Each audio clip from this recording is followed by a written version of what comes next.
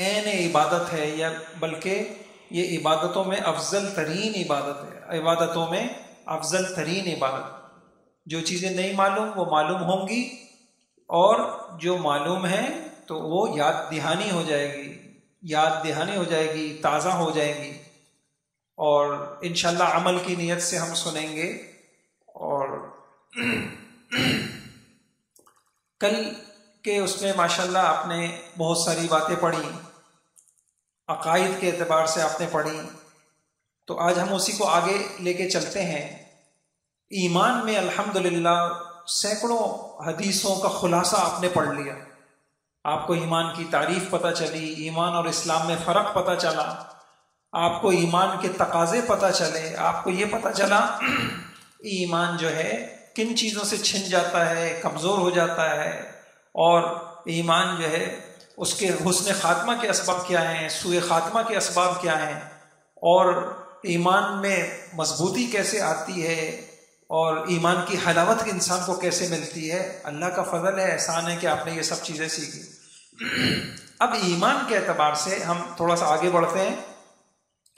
آج ہم یہ پڑھیں گے کہ اللہ کے نبی نے حدیثوں میں ایمان کے شعبے بیان کیے ہیں 77 کے قریب، اور یہ وہ چیزیں ہیں کہ جو مسلمان ان چیزوں کو یہ اپنے اندر پیدا کرتا چلا جائے گا تو وہ ایمان میں ترقی کرتا چلا جائے گا، ترقی کرتا چلا جائے گا۔ اب یہ تھوڑی زیادہ ہیں، پچھلے سالوں کے اندر ماشاءاللہ میں یہاں عرض کرتا رہا اور آپ حضرات یاد بھی کرتے رہے۔ اس مرتبہ میں اس کو سرسری لے لوں گا اور میں صرف گنوا دیتا ہوں۔ 30 شعبے ایمان کے وہ ہیں جس کا تعلق دل سے ہے، 30 شعبے۔ اس سے کیا پتہ چلا؟ 30 چیزیں ایسی ہیں جو ہمیں اپنے دل میں پیدا کرنی ہیں۔ اگر ہم ایک اچھا مسلمان بننا چاہتے ہیں، اگر ہم ایک کامل ایمان والے یاد رکھیے گا، ظاہر بسا اوقات ظاہر میں کئی شخص ہیں نماز پڑھ رہے ہیں اور روزہ سب رکھ رہے ہیں، لیکن یاد رکھیے گا اللہ کے یہاں سب برابر نہیں ہیں۔ ایک آدمی دیکھنے میں سادہ سا ہمیں لگ رہا ہے، لیکن اس نے اپنے دل پہ محنت کر رکھی ہے، اس کا دل بڑا خوبصورت ہے، اس کے زمین آسمان کا فرق۔ یہی وجہ ہے کہ حضور پاک صلی اللہ علیہ وسلم نے فرمایا کہ میرے صحابہ نے اگر تھوڑا سا بھی صدقہ کیا ہے، تم بعد میں آنے والے پہاڑوں کے برابر بھی صدقہ کر لو، تم میرے صحابہ کے صدقے تک نہیں پہنچ سکتے۔ کیا پتہ چلا؟ عمل میں جو جان پڑتی ہے، عمل جو وزنی بنتا ہے، وہ دل کی کیفیات کے ساتھ۔ ایک آدمی اس کا اخلاص اتنا اونچے درجے کا ہے، اتنا اونچے درجے کا ہے، اور وہ 10 روپے صدقہ کر رہا ہے، وہ 10 روپے صدقہ کر رہا ہے، اللہ کے یہاں اس کا رتبہ بہت بلند۔ تو اس کو میں اس لیے عرض کر رہا ہوں، آج ہمیں جب دیندار بننے کا خیال آتا ہے تو ہمیں یہ پتہ ہی نہیں ہوتا کہ ہمیں دیندار بننا کیسے۔ تو سب سے پہلا کام جو ہمیں کرنا ہے وہ ہمیں اپنے دل پہ محنت کرنی۔ تو آج الحمدللہ بڑی دیکھیں آپ کی یہ کتابیں بند کر دیں گے۔ خوش نصیبی کی بات ہے کہ آپ کو یہ باتیں پتہ چل جائیں گی۔ اب یہ آپ کا ظرف ہے، اب یہ آپ کی کوشش ہے کہ آپ کتنی کوشش کریں۔ تو میں 30 باتیں عرض کرتا ہوں۔ اب یہ احادیث کے اندر اس کے اوپر کتابیں لکھی گئی ہیں، پوری شعب الایمان، وہ کئی جلدوں کے اندر کتابیں ہیں۔ ان کا خلاصہ یہ ہے کہ 30 کام ایسے ہیں جو آپ نے اپنے دل پہ کرنے۔ پہلی چیز یہ ہے اللہ پر ایمان لانا، تو انسان کا ایمان ہو اللہ کے اوپر، اور اس بات کا یقین دل میں رکھنا کہ ہر چیز مخلوق ہے، خالق اللہ ہے، ہر چیز پیدا ہوئی ہوئی ہے، پیدا کرنے والے اللہ ہیں۔ نمبر 3 اللہ سے محبت رکھنا۔ نمبر 4 جس کسی سے محبت رکھنا اللہ کے لیے رکھنا، جس کسی سے بغض رکھنا اللہ کے لیے رکھنا۔ یہ آمنت باللہ آپ پڑھتے ہیں نا، اب اپنے ذہن میں بٹھانے کی آسان سی ترتیب ہے۔ اللہ پر ایمان لانا، بولیے اللہ پر ایمان لانا، اللہ ہی کو خالق سمجھنا، اور اللہ ہی سے محبت کرنا، اور جس کسی سے محبت کرنا اللہ کے لیے محبت کرنا، مال کے لیے نہیں، پیسے کے لیے نہیں، مفاد کے لیے نہیں۔ یہ ایمان ہے، اس سے انسان کی قیمت اللہ کے ہاں بہت اونچی ہو جاتی۔ اچھا، नंबर 5 फरिश्तों पर ईमान लाना। आमन्तु बिल्लाह के बाद आप पढ़ते हैं व मलाइकती, तो फरिश्तों पर ईमान लाना, हमारे दिल में ये एतकाद हो, ये यकीन हो फरिश्ते एक अल्लाह की मखलूक हैं, अल्लाह ने उनको बनाया है, मुख्तलिफ कामों पे लगाया है। आगे इसकी तफसीलात आएंगी। नंबर 6 सब किताबों पर ईमान लाना। आमन्तु बिल्लाहि व मलाइकती व कुतुबी।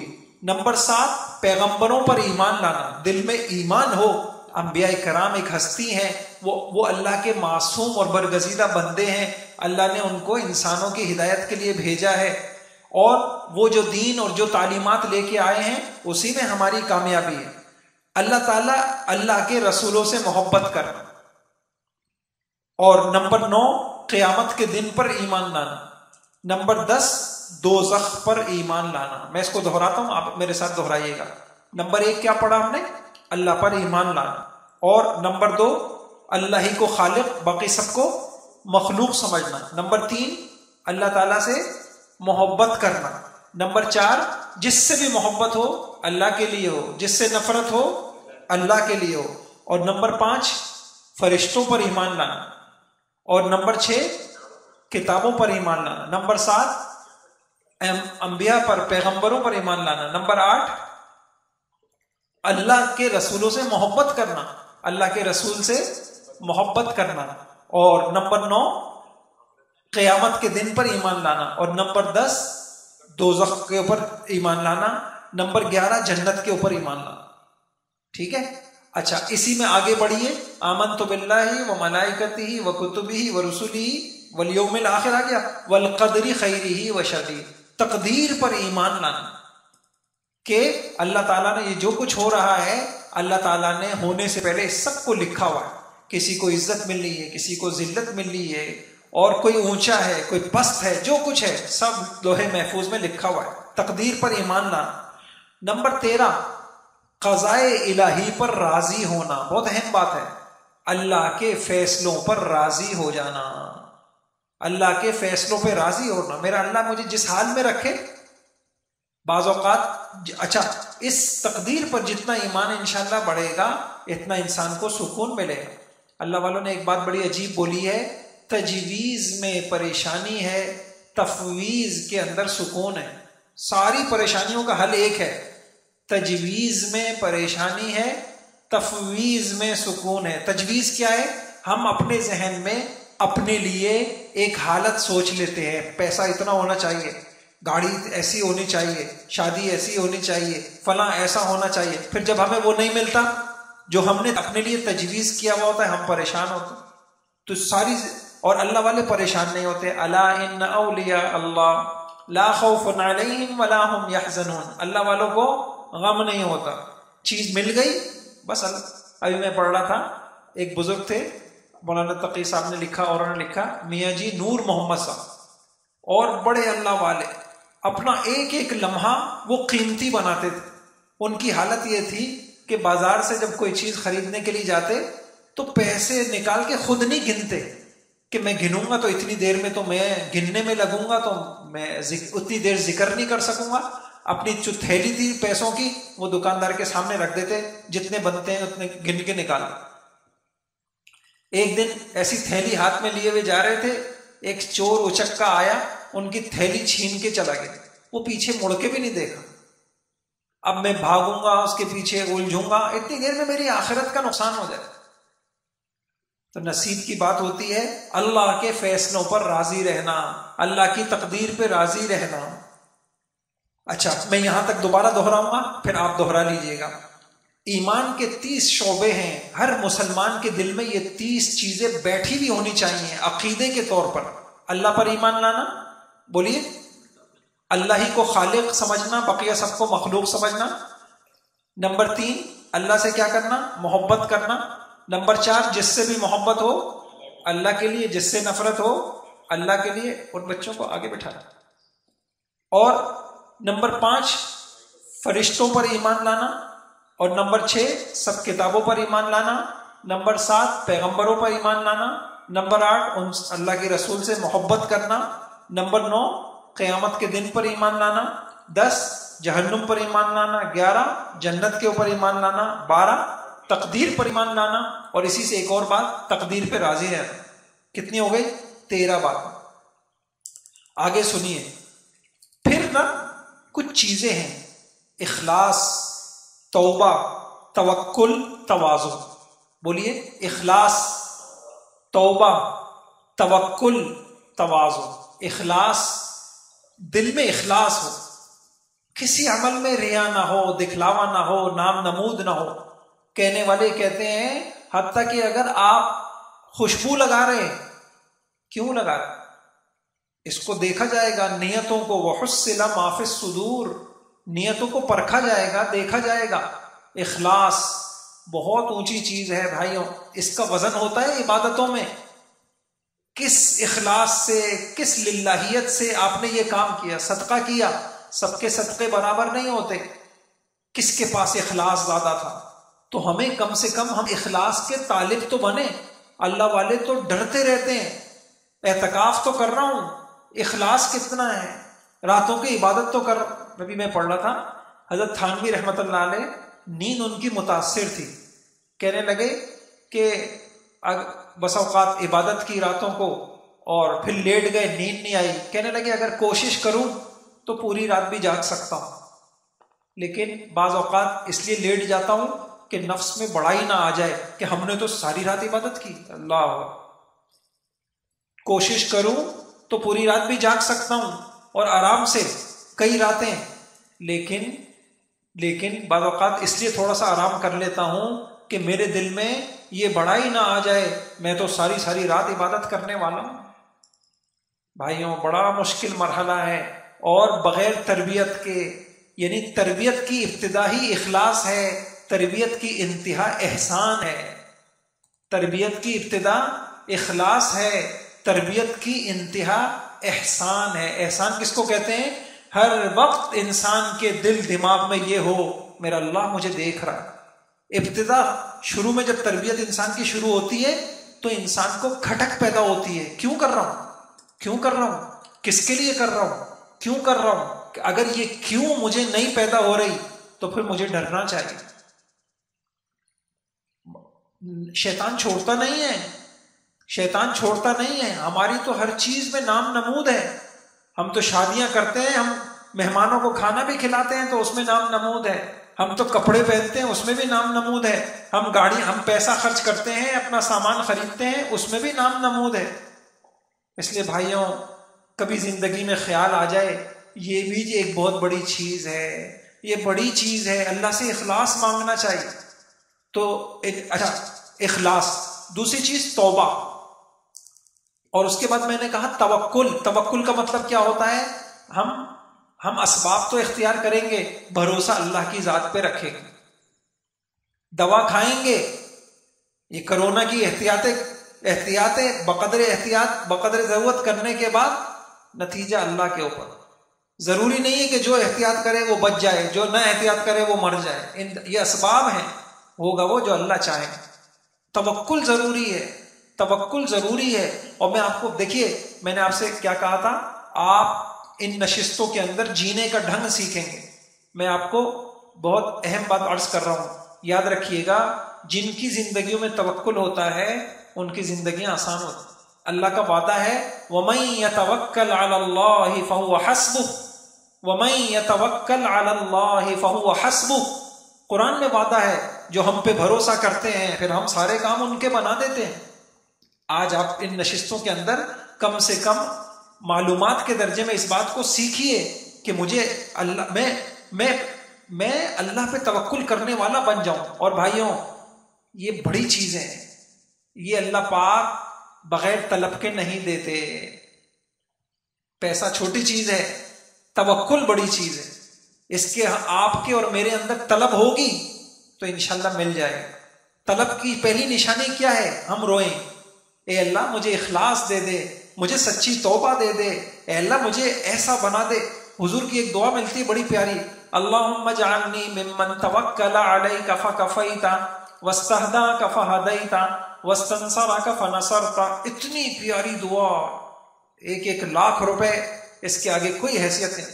اے اللہ مجھے اپنے ان بندوں میں سے بنا دے جو تیرے اوپر بھروسہ کرتے ہیں اور پھر تو ان کے سارے کاموں کے لیے کافی ہو جاتا ہے. یاد کریے ان دعاؤں کو، مانگنا سیکھنا ہے اللہ پاک سے. اور وَاسْتَنْصَرَكَ فَنَصَرْتَ، اے اللہ مجھے اپنے ان بندوں، آپ اردو میں مانگیے، اے اللہ مجھے اپنے ان بندوں میں سے بنا لیجئے جو قدم قدم پر تجھ سے مدد مانگتے ہیں اور تو پھر ان کی مدد کرتا ہے. اور یا اللہ مجھے اپنے ان بندوں میں سے بنا دیجئے جو قدم قدم پر تیری رہبری، تیری رہنمائی تجھ سے مانگتے ہیں اور تو پھر ہاتھ پکڑ کے ان کو چلاتا ہے، ان کی قدم قدم پر رہبری کرتا ہے. تو دوستوں ہم کن چیزوں پہ لگے ہوئے ہیں، ہم کن چیزوں پہ محنت کر رہے ہیں، ہم کس علم کو سیکھ رہے ہیں؟ یہ علم تھا جو محمد الرسول اللہ نے سکھایا. تو انشاءاللہ مانگیں گے اخلاص، توبہ، توکل اور تواضع. تواضع کہتے ہیں اللہ والوں کو جو سب سے آخر میں جو نعمت ملتی ہے وہ یہ ملتی ہے کہ وہ اپنے آپ کو پھر کچھ نہیں سمجھتا. جس خوش نصیب کو یہ نعمت مل گئی، جس خوش نصیب کو یہ نعمت مل گئی اس کی دنیا بھی سنور گئی. تواضع، کسی چیز میں بڑائی نہ ہو، اپنے علم پر ناز نہ ہو، اپنی طاقت پہ گھمنڈ نہ ہو، اپنی خوبصورتی پہ گھمنڈ نہ ہو، اپنی ذہانت کے اوپر گھمنڈ نہ ہو، اپنے پیسے کے اوپر گھمنڈ نہ ہو، اپنی پارٹی کے اوپر، اپنی کسی چیز کے اوپر انسان کو گھمنڈ نہ ہو. تواضع ہو دل سے. میں دیکھ رہا تھا قرآن کے اندر اللہ پاک نے ہم سے کیا مطالبہ کیا ہے کہ ہم انسانوں کے ساتھ کیسے رہیں. تو 2-3 چیزیں ملتی ہیں. نمبر 1 اذلۃ علی المؤمنین، مومنوں کے سامنے ذلیل ہو کے رہو. اللہ یہ چاہتے ہیں. اپنی بڑائی مت بیان کرو، چھوٹے بن کے رہو، چھوٹے بن کے رہو. اور دوسرا اللہ نے اپنے پیغمبر کو کہا، سید الانبیاء کو کہا، کیا کہا؟ وَخْفِضْ جَنَاحَكَ لِمَنِ اتَّبَعَكَ مِنَ الْمُؤْمِنِينَ. اے پیغمبر، اے امام الاولیاء، امام الانبیاء، اے نبیوں کے سردار، مومنوں کے آگے آپ جھکے رہا کر. اللہ اکبر. امام الانبیاء کو کہا جا رہا ہے ایمان والوں کے لیے، تو مجھے اور آپ کو کیا کہا جائے؟ بھائیوں یہ جھکنا ختم ہو گیا. لکھ لیجئے، زندگی کی پریشانیاں یہاں سے شروع ہو گئی. لڑکے والے نہیں جھکتے، لڑکی والے نہیں جھکتے، ناکیں اونچی ہو گئی، مالکان نہیں جھکتے، ماتحت نہیں جھکتے، زندگیاں پریشان. کسی نے بتایا ہی نہیں، کسی نے سمجھایا نہیں. یہ جھک جانا، من تواضع للہ رفعہ اللہ، جھک جاؤ اللہ اٹھائیں گے.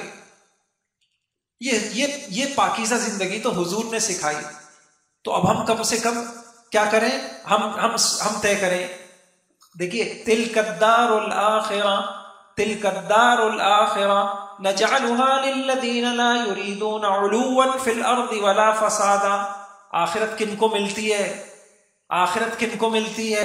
آخرت ان کو ملتی ہے جو دنیا میں علو نہیں چاہتے، بڑائی نہیں چاہتے. ہر چیز میں اپنی بڑائی، میری چلے، میری مانی جائے، میری سنی جائے، میری رائے پہ عمل ہو، میری تجویز پہ عمل ہو، مجھے بڑا سمجھا جائے، بس ختم ہو گئی زندگی. تواضع. تو ٹھیک ہے انشاءاللہ. تو اب میں دوبارہ عرض کرتا ہوں، اخلاص، بولیے اخلاص، توبہ، توکل، تواضع. دوبارہ بولیے اخلاص، توبہ، توکل، تواضع. اخلاص، توبہ، توکل، تواضع. ٹھیک ہے انشاءاللہ. کتنے شعبے ہو گئے؟ 17 ہو گئے. کتنے ہو گئے؟ اچھا آگے لے لیجئے. حیا، کیا کہا میں نے؟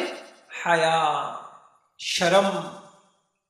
حیا، خوف، امید، صبر، شکر. بولیے حیا، خوف، امید، صبر، شکر. حیا، خوف، امید، صبر، شکر.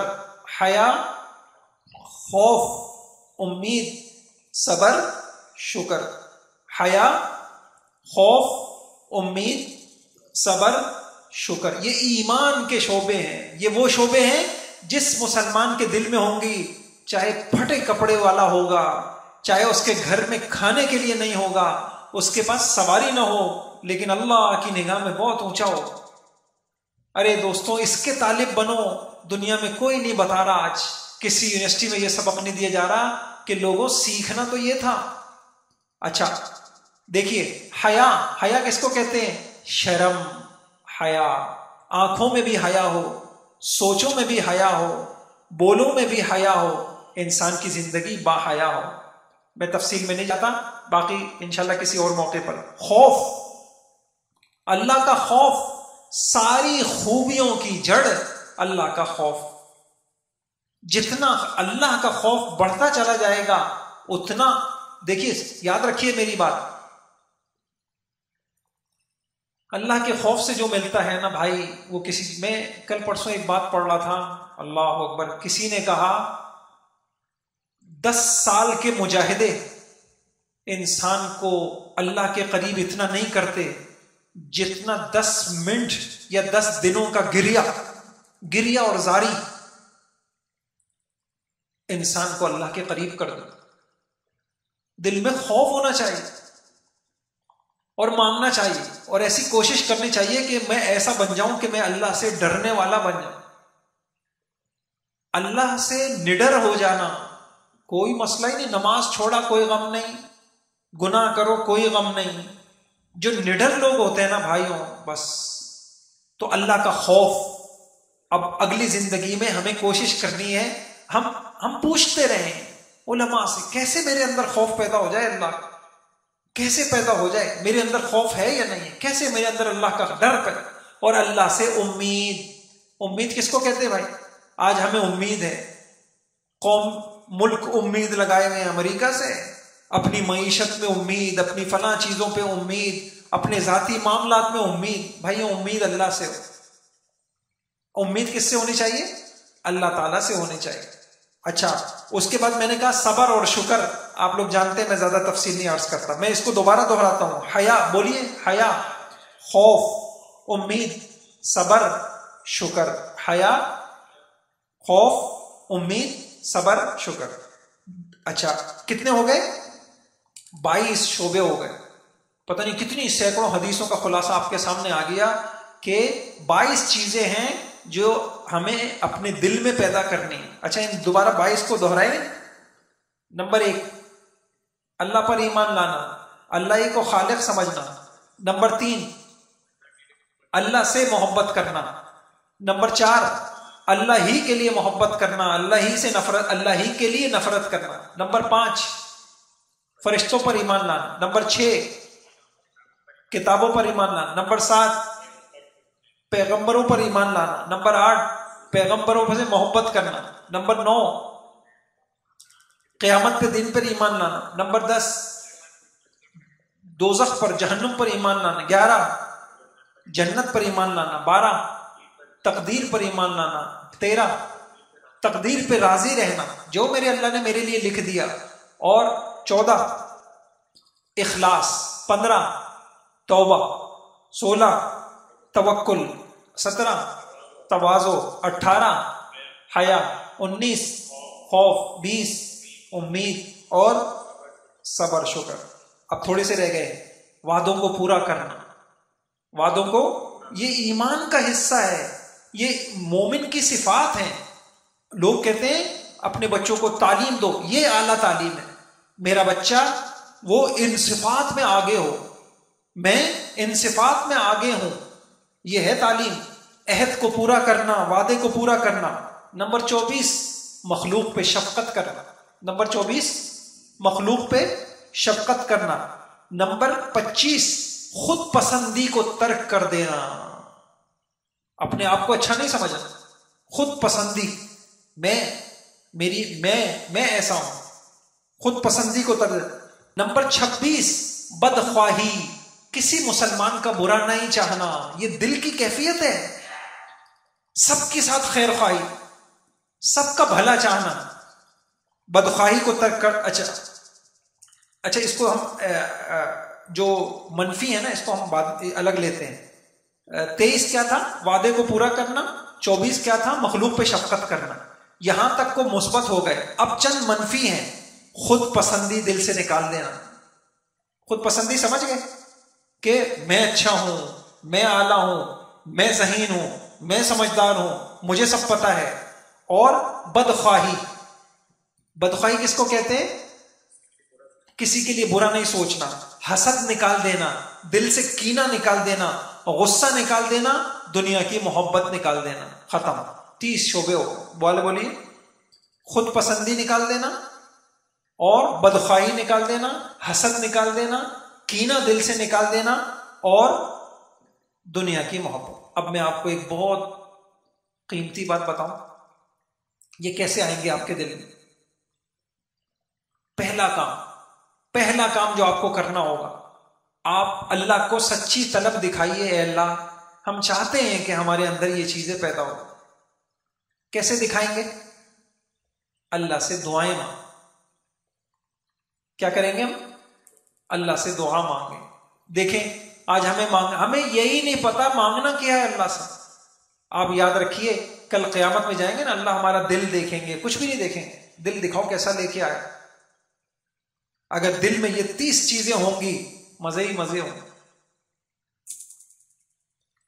محنت کر لیں بھائی, محنت کر لیں. یہ ہے محنت کی جگہ. محنت دلوں پہ ہوتی, گاڑیوں پہ تھوڑی ہوتی. صبح صبح ہماری گاڑیاں چمک رہی ہوتی ہیں, دل ہمارے خراب ہوتے ہیں. ہمارے چہرے چمک رہے ہیں, ہمارے کپڑے چمک رہے ہیں, ہمارے گھر چمک رہے ہیں. نہیں چمک رہے تو ہمارے دل نہیں چمک. کیسے چمکیں؟ ہم طالب ہی نہیں ہیں بھائیوں. دل کے لیے طلب کرنی پڑتی ہے. اللہ. اب آپ نے ایک کام کرنا ہے, اللہ کے آگے ہاتھ پھیلا کے بیٹھ جائیے, اور یہی ساری 30 چیزیں اللہ سے دعاؤں میں مانگے. میں پورے وثوق سے کہہ رہا ہوں, اگر یہ چیزیں میری دعا میں آ گئیں تو آہستہ آہستہ پیدا بھی ہونا شروع ہو جائیں گے. کیونکہ اللہ پاک دیکھیں گے ہاں یہ طالب ہے, اور طالب کو نوازا جاتا ہے. کون کون نیت کرتا ہے دعاؤں میں مانگیں. کیسے مانگیں گے دیکھیں. ہم کہیں گے پہلے اے اللہ تو ہی ہمارا رب ہے. یہ ہو گیا نا. ہم اے اللہ تو ہی خالق ہے, باقی سب مخلوق ہے. اے اللہ اپنی محبت دے دے. اب اسی محبت کو اللہ سے مانگے. اے اللہ ایسی محبت. کیسی دعا ہے؟ اللہم اجعل حبک احب الاشیاء الیک. اے اللہ ایسی محبت دے دے جو ساری محبتوں پہ غالب آ جائے. اے اللہ سخت بھوک کی حالت میں جتنی رغبت کھانے کی طرف ہوتی ہے اس سے زیادہ رغبت ہمیں آپ کی طرف ہو. اے اللہ سخت پیاس کی حالت میں ایک انسان کو جتنی رغبت پانی کی طرف ہوتی ہے, اے اللہ اس سے زیادہ اپنی محبت دے دے. اے اللہ میرا دل ایسا بنا دے کہ محبت اور نفرت صرف تیرے ہی لیے ہو. تیرے ہی لیے محبت کروں جس سے محبت کروں, تیرے لیے نفرت کروں جس سے نفرت کروں. یہ سمجھ میں آگے؟ اے اللہ میرا ایمان مضبوط کر دے. فرشتوں پر میرا ایمان مضبوط کر دے, کتابوں پر میرا ایمان مضبوط کر دے. قیامت کے دن پر یا اللہ ایسا ایمان آ جائے کہ میں قیامت کی تیاری کے اندر لگ جاؤں. اے اللہ جنت جہنم پر ایسا ایمان میرا مضبوط کر دے کہ میں جنت کی تیاری میں اور جہنم کے خوف میں لگ جاؤں. پھر مانگے اے اللہ مجھے اخلاص دے دے. اب اخلاص کو اللہ سے مانگے. اے اللہ ایسے اعمال دے دے جس میں صرف تیری رضا ہو, تیری خوشنودی ہو. کوئی عمل مخلوق کو دکھانے کے لیے نہ ہو, کوئی عمل کسی کے لیے نہ ہو. اے اللہ مجھے ایسے عمل دے دے. اے اللہ مجھے سچی توبہ دے دے. اے اللہ مجھے اپنی ذات پہ بھروسہ دے دے. اے اللہ مجھے عبدیت دے دے, مجھے تواضع دے دے. اے اللہ میں بڑا بن کے نہیں جینا چاہتا. اے اللہ مجھے تو اپنے گناہ یاد ہیں, میں کیا کسی کے سامنے اپنی بڑائی دکھاؤں. اے اللہ مجھے تواضع دے دے. اور پھر یا اللہ اے اللہ میرے دل میں اپنا خوف دے دے. اے اللہ میری امیدیں اپنے سے وابستہ کر دے. اے اللہ میری ساری امیدیں تجھ سے ہی وابستہ ہوں. اے اللہ مجھے توکل دے دے. اے اللہ مجھے رضا بالقضاء دے دے. اے اللہ میرا سینہ ایسا بنا دے کہ میرے سینے کو مخلوق کی شفقت سے بھر دے. مخلوق کی شفقت سے بھر دے. میرے دل سے مخلوق کی بدخواہی نکال دے, خیر خواہی ڈال دے, حسد نکال دے, کینہ نکال دے, بغض نکال دے.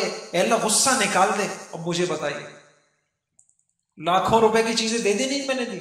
میرے بھائیوں اللہ کے واسطے میں پتہ نہیں کتنے سالوں سے یہ بتا رہا ہوں, یہ معمولی چیزیں نہیں ہیں. آپ آئیں تو صحیح اس زندگی کی طرف, آپ محسوس کریں گے کہ آپ کی زندگی میں انقلاب آ گیا. آپ کی پریشانیاں کم ہونا شروع ہو گئی ہیں. بڑی پریشانی پتہ کیا ہے؟ جو اللہ کے یہاں بے قیمت چیزیں ہیں ہمارے یہاں وہ قیمت والی ہیں. جو اللہ کے یہاں قیمتی ہیں ہمارے یہاں وہ بے قیمت ہیں. اس لیے ہم بھی اللہ کے یہاں بے قیمت مانگیں گے. آپ اسی انداز میں دعا کے انداز میں دوہرا لیں جس طرح میں نے کہا نا, کیونکہ اصل یہ ہے, میں نے رٹ بھی لیا, یاد کر لیا, اس میں اصل فائدہ یہ ہے اب یہ اندر آ جائے. اندر کب آئے گا؟ پہلی چیز آپ کو بتائی، آپ اس کے مانگنے والے بنے. مانگے. اللہ پاک کہیں گے یہ جب بھی مانگتا ہے یہ تو اپنی جاب مانگتا ہے، ملازمت مانگتا ہے، اپنی شادی مانگتا ہے، بچے مانگتے ہیں، اس کے یہاں طلب ہی نہیں ہے ان چیزوں کی، میں کیوں دوں اس کو؟ ٹھیک ہے، دوہرا لیں جی، اس طریقے سے دوہرائیں کہ ہر ایک اس کو دعا کے انداز میں بیان کرے. اے اللہ میرا ایمان آپ ہی کے اوپر ہے، ہم تجھ پر ایمان لیں. ربنا اننا آمنا، اے اللہ ہم نے آپ کے اوپر ایمان لائے، آپ ہمارے خالق ہیں. ایسے جس طریقے سے میں نے کہا اس طریقے سے دوہرا جتنا آتا ہے. باقی آپ کی نصیب کی بات ہے کہ جس کو طلب ہوگی وہ کرے گا. جلدی ہاں اسی طریقے سے بولیں. نہیں کتاب میں نہیں، کتابیں بند. سلیم بھائی کتاب بند کر، کتابیں بند کر دیں. کتاب جتنا جس کو جو اٹک جائے دوسرا یاد دلائے. کتاب اس لیے دی ہے ہم نے کہ آپ رات کو یاد کریں. ہر دعا سے انسان اللہ کے قریب ہوتا ہے، اللہ کا محبوب بنتا ہے. اور دعا تو عبادت کا مغز ہے. اور میں قسم کھا کے ایک بات کہوں، جس کو دنیا زندگی میں دعا نہیں آئی اس کی زندگی میں تو پریشانیاں رہیں گی. پریشانیاں وظیفوں سے نہیں دعاؤں سے حل ہوتی. پریشانیوں کا سب سے بڑا وظیفہ وہ دعا ہے. اب دعا میں کیا مانگنا ہے یہ حضور نے ہمیں سکھایا. تو کیا ہی اچھا ہو کہ آج اب دیکھیں انشاءاللہ آپ ان نشستوں میں اللہ کا قرب سیکھ رہے ہیں. اور کیا چاہیے آپ کو؟ اب ذرا سا مجھے بتائیے، صرف ان 2 نشستوں میں آپ نے سیکھا. کل آپ نے سیکھا یا رحمان ہو یا اللہ، یا رحیم ہو یا اللہ، یا ملک ہو یا اللہ، یا قدوس ہو یا اللہ، یا سلام ہو یا اللہ. پھر اس کا معنی بھی آپ کو یہ اللہ کی بڑائی ہوئی، یا مومن یا اللہ، یا مہیمن یا اللہ. پھر اس کے بعد آپ نے، میں اور چیزیں بھی سکھاؤں گا، اس کے بعد آپ یہ شروع ہو گئے. کتنا آپ کو اللہ سے مانگنا آ گیا، کتنا اللہ کا قرب بڑھے گا. تو کریں گے انشاءاللہ. اچھا اب میں باقی چیزیں آپ خود یاد کریے گا. یہ جتنے ہمارے ساتھی ہیں نا، یہ اہم تھا، یہ میں نے تھوڑا یاد کرا دیا ہے. باقی چیزیں آپ حضرات یاد کرا دیے گا، میں صرف پڑھ دیتا ہوں. 7 شعبے ایمان کے ایسے ہیں جس کا تعلق زبان سے. کیا مطلب؟ کتابیں بند کر دیں مہربانی. 7 شعبے ایسے ہیں جس کا تعلق زبان سے. کیا مطلب؟ ہماری کیا نام ہے، 7 چیزیں ایسی ہونی چاہیے جو ہماری زبان پہ ہونی چاہیے. وہ کیا ہے؟ کلمہ طیبہ کا پڑھنا، قرآن مجید کی تلاوت، ذکر، دعا، علم سیکھنا، علم سکھانا اور فضول باتوں سے بچنا. یہ دیکھیں ہم اچھا مسلمان بننا سیکھ رہے ہیں. اچھا مسلمان ہوئے اس کا پورا وجود اللہ کی پسند کے مطابق ہو، اس کا دل ایسا ہو جیسے اللہ چاہتے ہیں، اس کی زبان ایسی ہو. اب ہماری زبان پہ کلمہ ہونا چاہیے. کل میں نے عرض کیا تھا کلمے کی فضیلت، کسی نے کل اہتمام کیا؟ ہاتھ کھڑا کر کے بتائیں جی. ہم نے ہاں کلمہ پڑھو بھائی، کلمہ پڑھو. کلمہ آپ کو بہت کچھ دے گا. کلمہ طیبہ کی کثرت، قرآن کی تلاوت، ذکر، دعا، علم سیکھنا، علم سکھانا اور اپنی زبان کو لایانی سے فضول باتوں سے بچانا. آپ ہو گئے اچھے مسلمان. آپ کی زبان بھی اچھی، آپ کا دل بھی اچھا. اگلی بات، 40 شعبے ایسے ہیں جس کا تعلق ہمارے بقیہ اعضاء سے ہے. طہارت یہ ایمان کا شعبہ ہے. طہارت ہو، ہمارے جسمانی طہارت بھی ہو، قلبی طہارت بھی ہو، دماغی طہارت بھی ہو. صفائی، بدن، کپڑے، جگہ، یہ ساری چیزیں اس میں. بدن چھپانا، ستر کا اہتمام کرنا، نماز کا اہتمام کرنا، جنازہ، تجہیز، تکفین، روزہ، اعتکاف، صدقہ، حج، عمرہ، قربانی. اگر قسم کھائی ہے تو اس کا اہتمام کرنا، کفارہ ادا کرنا، معاملات پہ سچائی اختیار کرنا، کسی کو دھوکہ نہیں دینا، قرضہ لیا ہے تو ادا کرنا، گواہی سچی دینا، اپنے دین کو بچانے کے لیے ہجرت کرنا. جس ماحول میں دین پہ چلنا مشکل ہو جائے اس ماحول کو چھوڑ دینا، چاہے وہاں کتنے ذاتی مفاد ہوں. یہ ایمان کے شعبے ہیں. اور 6 وہ ہیں جن کا تعلق ہمارے اہل و عیال سے ہے. والدین کی خدمت کرنا، ان کو ایذا نہ دینا، رشتہ داروں سے اچھا سلوک کرنا، نکاح کرنا تاکہ پاک دامنی ہو، اولاد کی اچھی پرورش کرنا، اور اپنے اہل و عیال، اپنے ماتحت ان کے حقوق کا خیال کرنا، مالکان کی اطاعت کرنا. یہ ہو گیا. 18 شعبے وہ ہیں جس کا تعلق عام لوگوں سے ہے. مسلمانوں کی جماعت کا اطاعت کرنا، اگر حاکم ہے اس کی اطاعت کرنا، حکومت سے عدل کرنا، نیک کام میں مدد کرنا، نیک باتیں لوگوں کو بتلانا، بری باتوں سے منع کرنا، جہاد سرحد کی حفاظت کرنا، لوگوں میں اگر جھگڑا ہو جائے تو اصلاح کرا دینا، مال کو صحیح جگہ میں خرچ کرنا، امانت داری، اچھا معاملہ، لوگوں کو ضرر نہ پہنچانا، اگر کوئی ایذا دینے والی چیزیں اس کو راستے سے ہٹا دینا، کسی حاجت مند کو قرضہ دینا، پڑوسی کا خیال رکھنا، سلام کا جواب دینا، چھینکنے والے کو جواب دینا، الحمدللہ یرحمک اللہ کہنا، لہو لعب سے بچنا. یہ آپ کسی وقت میں دیکھ لیے گا. یہ ہے پورا تربیتی نصاب. اپنی اولادوں کو کیا کریں؟ ہماری اولادوں میں یہ باتیں ہونی چاہیے. اپنے آپ کو کیسے سنواریں؟ ہمارے اندر یہ ہونا چاہیے. ٹھیک ہے انشاءاللہ، اس کو آپ خود دیکھ لیے گا. اگلا عنوان لے لیتے ہیں. آج آپ نے ایمان کے 77 شعبے سیکھ لیے الحمدللہ. آپ نے دعا سیکھ لی. آپ کو یہ پتا چل گیا کہ میرا دل کیسا ہونا چاہیے، اللہ کو کیسا دل پسند ہے. اگلی چیز عبادات. کل آپ نے عبادات میں کیا پڑھا تھا؟ طہارت. اور طہارت کی 2 قسمیں، ایک نظر آنے والی ناپاکی اور ایک نظر نہ آنے والی. اور نظر نہ آنے والی جو ناپاکی ہوتی ہے اس کا حکم کیا ہے؟ یا تو اس وضو واجب ہوگا یا کیا ہوگا؟ غسل واجب ہوگا. جیسے وضو ٹوٹ گیا تو آپ ناپاک ہو گئے. اس ناپاکی کے بعد کیا حکم ہے؟ وضو کرو، اور بعض صورتوں میں تیمم کرو، اور بعض چیزیں ایسی ہیں جس میں یہ ہے. اچھا، آج ہم وضو سیکھیں گے انشاءاللہ.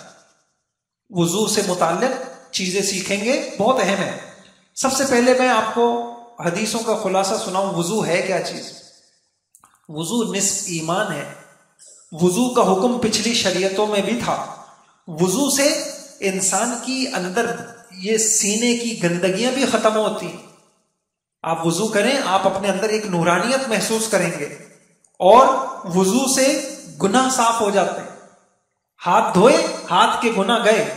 آنکھیں دھوئیں، آنکھوں کے گناہ صاف ہو گئے. وضو سے انسان کے گناہ صاف ہوتے. اور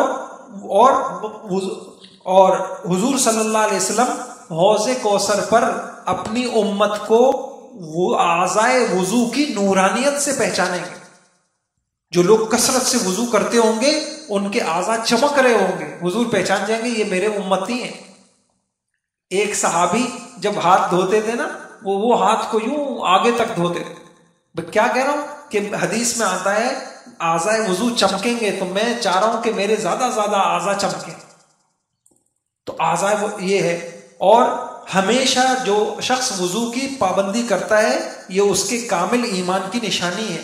اور مکمل اہتمام سے وضو کرنا کمال اسلام کی نشانی ہے. اور وضو سے انسان کے درجات بلند ہوتے ہیں، اجر میں اضافہ ہوتا ہے. تو بھائیوں، اہتمام ہونا چاہیے. اللہ توفیق دے ہر وقت باوضو رہے. کون کون نیت کرتا ہے کہ انشاءاللہ ہم ہر وقت باوضو رہے؟ وضو مسلمان کا اسلحہ ہے. اور اچھا، میں نے ایک کتاب لکھی ہے. میں آپ کو ایک بات بتاؤں.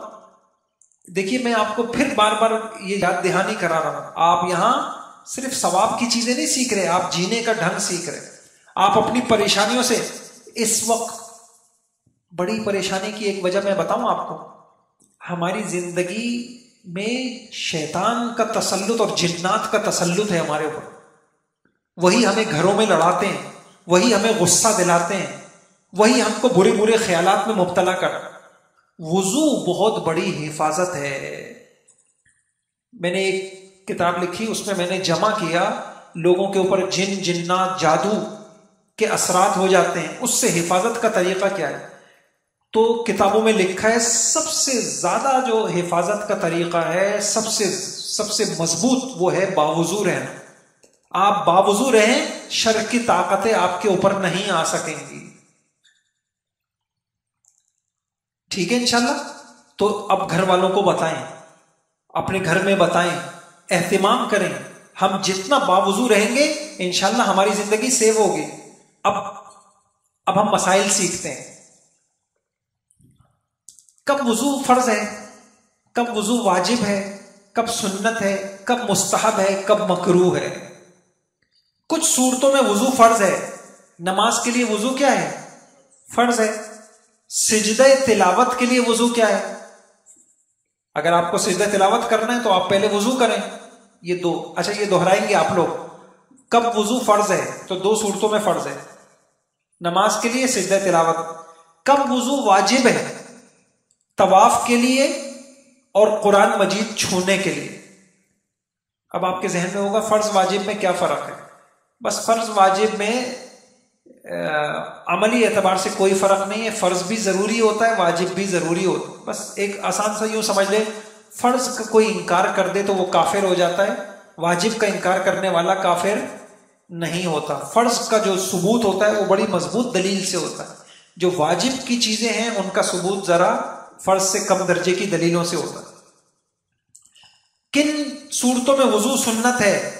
سونے کے لیے وضو کرنا سنت ہے. کل ہم نے پڑھا تھا نا، کیا پڑھا تھا کہ جو باوضو سوتا ہے تو کیا ہوتا ہے؟ فرشتہ اس کے لیے دعا کرتا ہے. کسی نے اہتمام کیا کل؟ ہاں ماشاءاللہ. اچھا، سونے کے لیے وضو سنت ہے. جو باوضو سوتا ہے فرشتہ اس کے لیے دعا کرتا ہے. میں دہرا دیتا ہوں. وضو کب فرض ہے؟ نماز کے لیے. سجدہ وضو کب واجب ہے؟ طواف کے لیے، قرآن کو چھونے کے لیے. وضو کب سنت ہے؟ سونے سے پہلے. اب مستحب اس سے بھی کم درجہ. فرض سب سے اعلیٰ درجہ، واجب اس سے کم، اور پھر سنت، پھر مستحب. مستحب قرآن کریم کی تلاوت کے لیے. مثلا آپ زبانی تلاوت کر رہے ہیں تو وضو فرض نہیں ہے، بغیر وضو کے کر سکتے ہیں. واجب بھی نہیں ہے، لیکن بہتر ہے کہ آپ قرآن کی تلاوت کیسے کریں؟ اللہ تعالیٰ کا آپ ذکر کر رہے ہیں، اچھی بات یہ ہے کہ آپ باوضو ہو جائیں. آپ اذان دے رہے ہیں، اچھی بات یہ ہے کہ باوضو ہوں. آپ علم دین سیکھ رہے ہیں، آپ باوضو ہوں. آپ حضور پاک صلی اللہ علیہ وسلم کے روزے پہ حاضری دے رہے ہیں، اچھی بات یہ ہے کہ آپ باوضو ہو. آپ صفا مروہ کی سعی کر رہے ہیں حج میں، عمرے میں، باوضو ہونا بہتر ہے. اور ایک آدمی جنابت کی حالت میں ہے. دیکھیں سیکھیں یہ بات.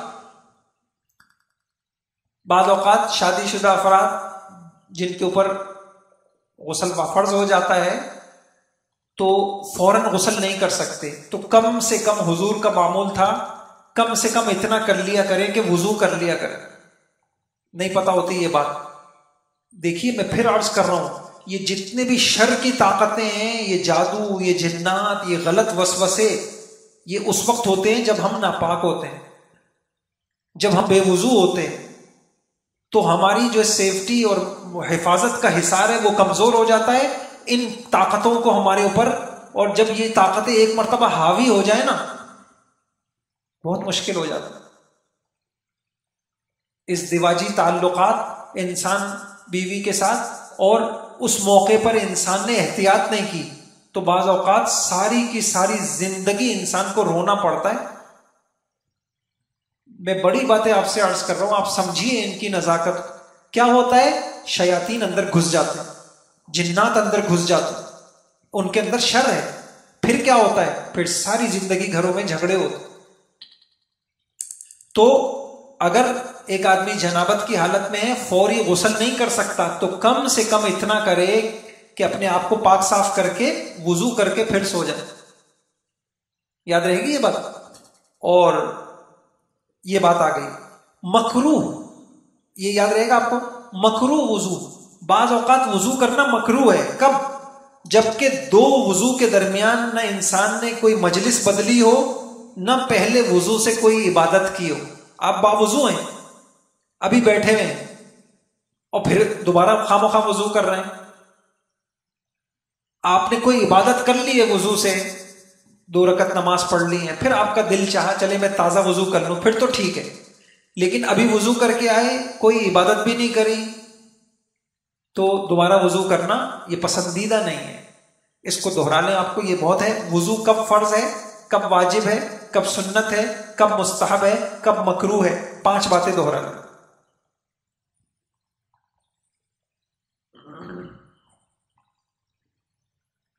بھائی ان بچوں کو بھی لے لو بھائی. بیٹا آگے آؤ نا عبداللہ، یہ صرف ان پہ توجہ ہو رہی.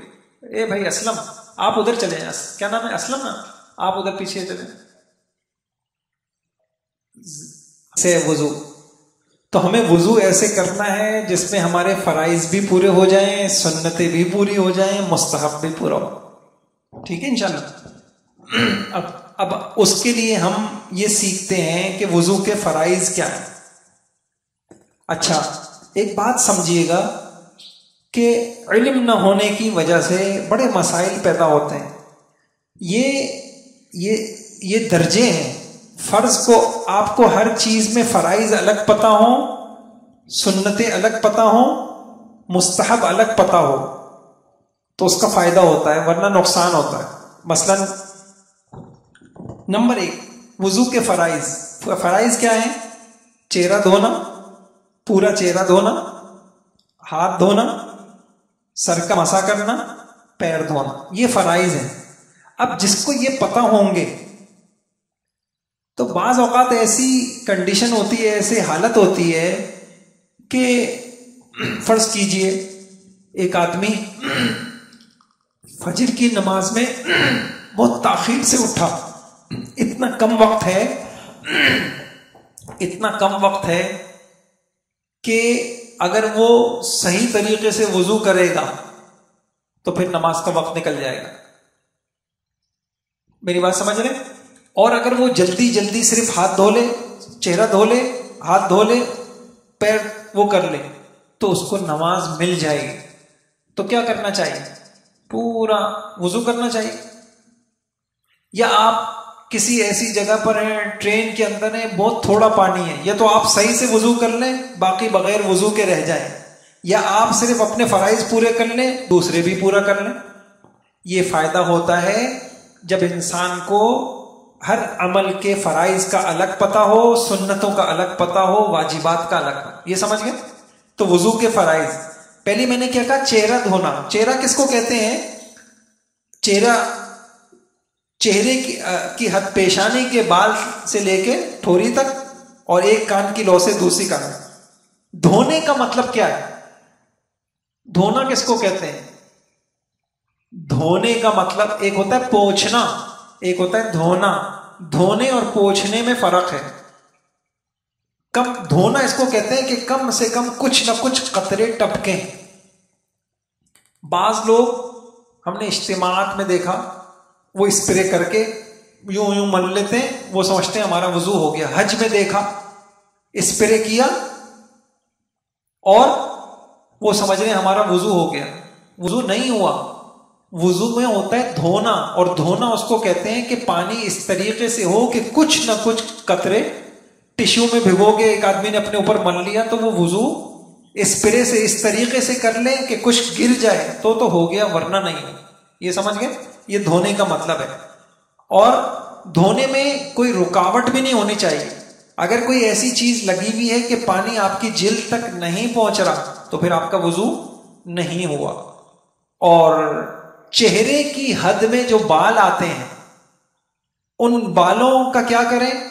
تو اگر بہت گنجان ہے، جیسے گھنی داڑھی ہے، تب تو اوپر دھو لینا بھی کافی ہے.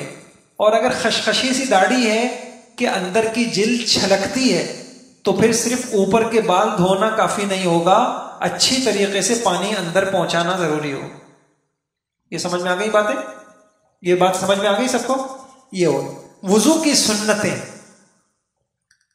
دیکھیے جتنا ہمارا وضو سنت کے مطابق ہوگا اتنی ہماری نماز شاندار ہو، اتنی ہماری نمازوں میں وسوسے کم ہوں گے. اس لیے وضو بہت اچھا کیا کریں. میں سنتیں عرض کر رہا ہوں، اس کو دہرائیے گا. نمبر 1 نیت کرنا.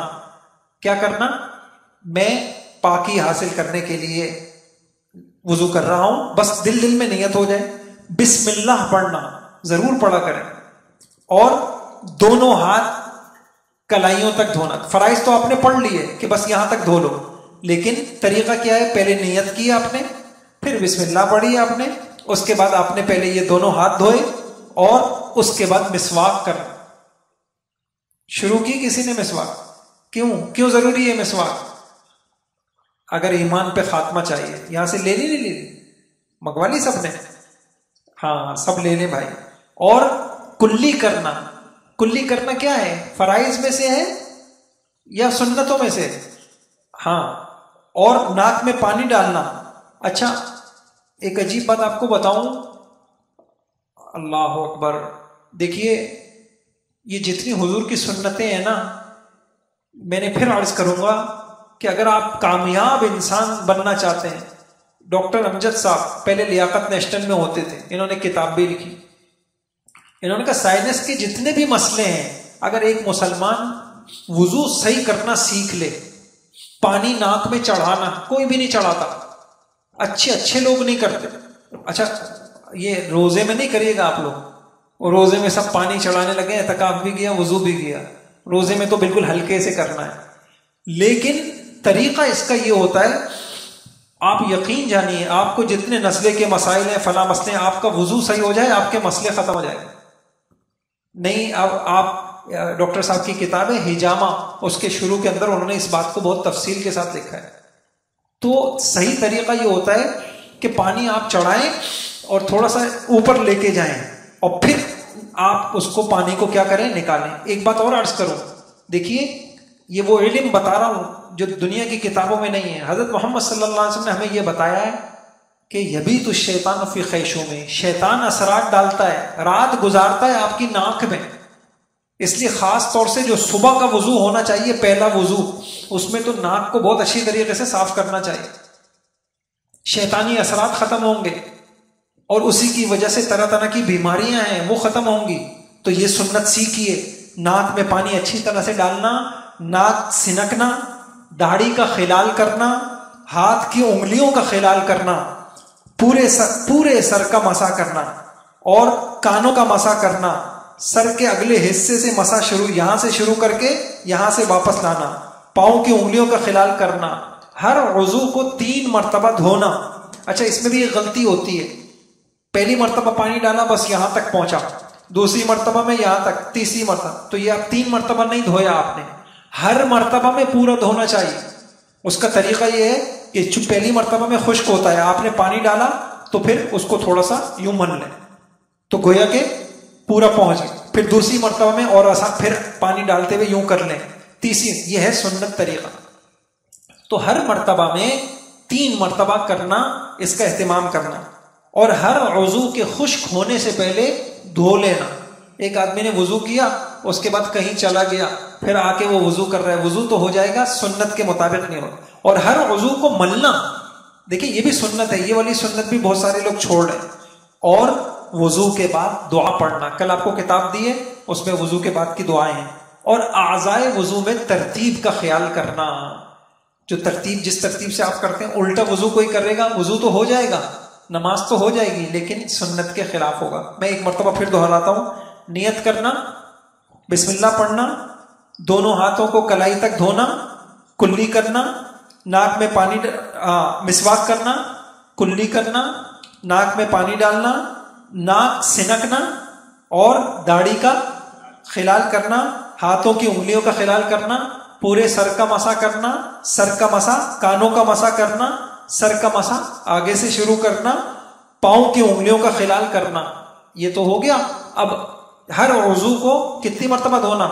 3 مرتبہ دھونا، پے در پہ دھونا، مل کے دھونا. آسان سی بات ہو، ہر عضو کو 3 مرتبہ دھونا، پے در پہ، ایک مرتبہ دھویا دوبارہ فوراً دھو لے، اور مل کے دھونا اور ترتیب سے دھونا، اور وضو کے بعد دعا پڑھنا. ہو گئی؟ اگر یہ سنتیں چھوٹ گئیں وضو ہو جائے گا نہیں ہو جائے گا؟ نہیں ہوگا، ہو جائے گا کیونکہ فرائض پورے ہو. اچھا پھر کیا ہوگا؟ نقصان کیا ہوگا؟ سنت چھوڑنے کی وجہ سے ثواب کم ہو جائے گا اور بڑا نقصان ہو جائے گا. اچھا تیسری چیز، وضو میں کچھ چیزیں مستحب ہیں، سنت فرض بھی نہیں ہے، سنت بھی نہیں ہے، اور اچھی بات ہے کہ آپ اس کا بھی خیال کر لیں. وہ کیا ہے؟ ہر وضو کو دائیں جانب سے شروع کرنا، پہلے سیدھا ہاتھ پھر الٹا ہاتھ، قبلہ رخ بیٹھنا. کیا کرنا؟ اچھا یہ سنت بھی ہم ابھی نہیں بیٹھ جائے گا قبلہ رخ جا کے، ابھی تو آپ نے کیا کرنا ہے؟ یہیں بیٹھنا ہے، وہ مسجد کا حصہ نہیں. اس مستحب کو بھی ہم خامخواہ چھوڑتے ہیں. کئی مرتبہ ایسا ہوتا ہے جگہ ہے لیکن بس انسان آیا سہولت کی وجہ سے یہاں بیٹھ. قبلہ کی طرف بیٹھنا سیکھے. کچھ تو ہے جو نماز میں قبلے کی طرف نماز پڑھنے کا حکم، سوتے وقت قبلے کی طرف، میت کو قبلے کی طرف. اور حضور نے فرمایا بہترین نشست وہ قبلہ رخ ہے. اللہ والے اس کا اہتمام کرتے ہیں، اس سے دل پہ اثرات پڑتے ہیں. تو آدمی کبھی بھی بیٹھے، گھر میں بیٹھے، اگر ممکن ہو تو قبلہ رخ بیٹھا کرے، اس پہ دل پہ اچھے اثرات پڑتے ہیں. بلند جگہ پہ وضو کرنا، پاک جگہ پہ وضو کرنا.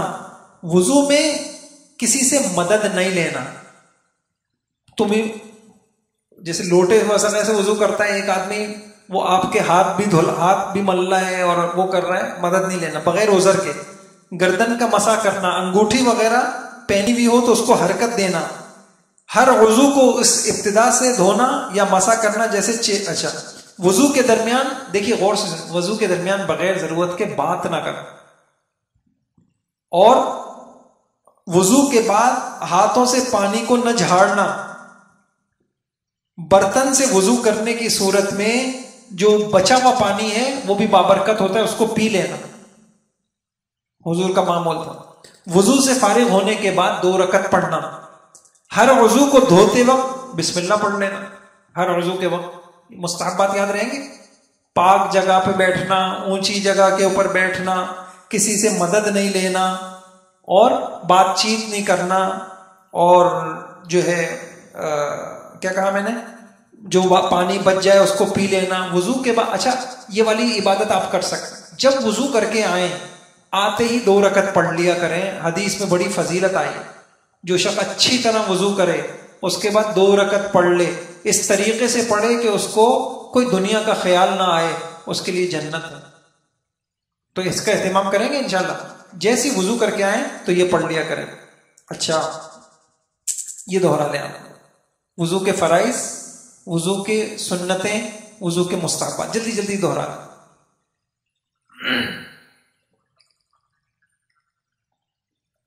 دو نفل، چلے جلدی جلدی دوہرا لیں. نیا والا، یہ نیا والا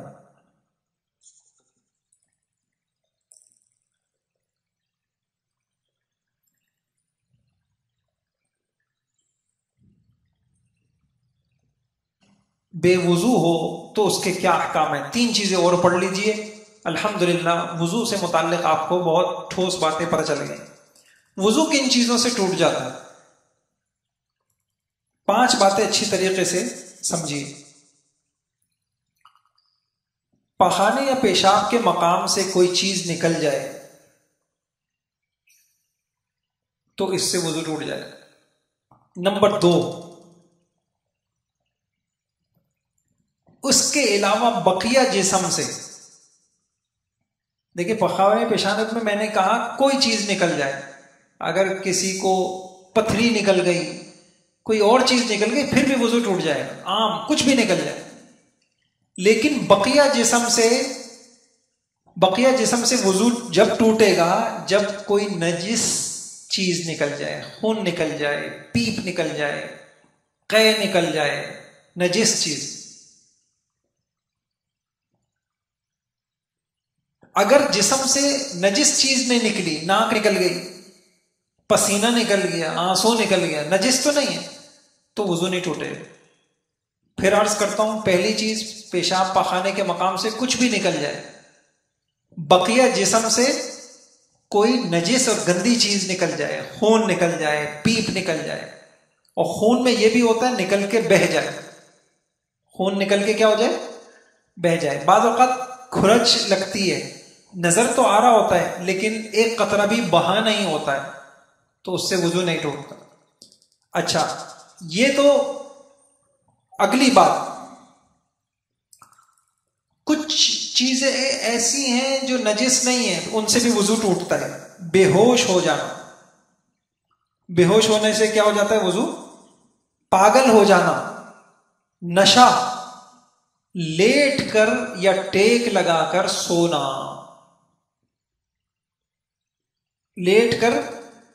اور نمبر 5 رکوع اور سجدے والی نماز میں قہقہا لگانا. جنازے میں رکوع نہیں ہوتا نا، جنازے کی نماز میں رکوع نہیں ہوتا. اس کے علاوہ جو نماز ہے رکوع سجدے والی نماز ہے، اس میں کوئی آدمی زور سے ہنس دے تو صرف نماز ہی نہیں ٹوٹے گی، کیا ٹوٹ جائے گا؟ وضو بھی ٹوٹ جائے گا. تو یہ 5 چیزیں ہیں، دوہرا لیں گے آپ حضرات دوبارہ ایک مرتبہ دونوں. پیشاب پخانے کے مقام سے کچھ بھی نکل جائے، بقیہ جسم سے کوئی نجس چیز نکل جائے، خون پیپ وغیرہ، اور بے ہوش. کچھ اعمال ایسے ہیں جن سے وضو ٹوٹ جاتا ہے: بے ہوش ہونا، پاگل ہونا، نشے میں ہونا، سو جانا. سونا کون سا؟ جو ٹیک لگا کر، جو کیا ہو یا لیٹ کرو. اور رکوع اور سجدے والی نماز میں زور سے قہقہا لگا دینا. یہ دوہرا لینا.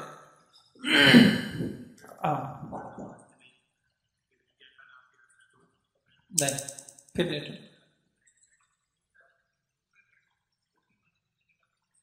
وضو نہیں ٹوٹ.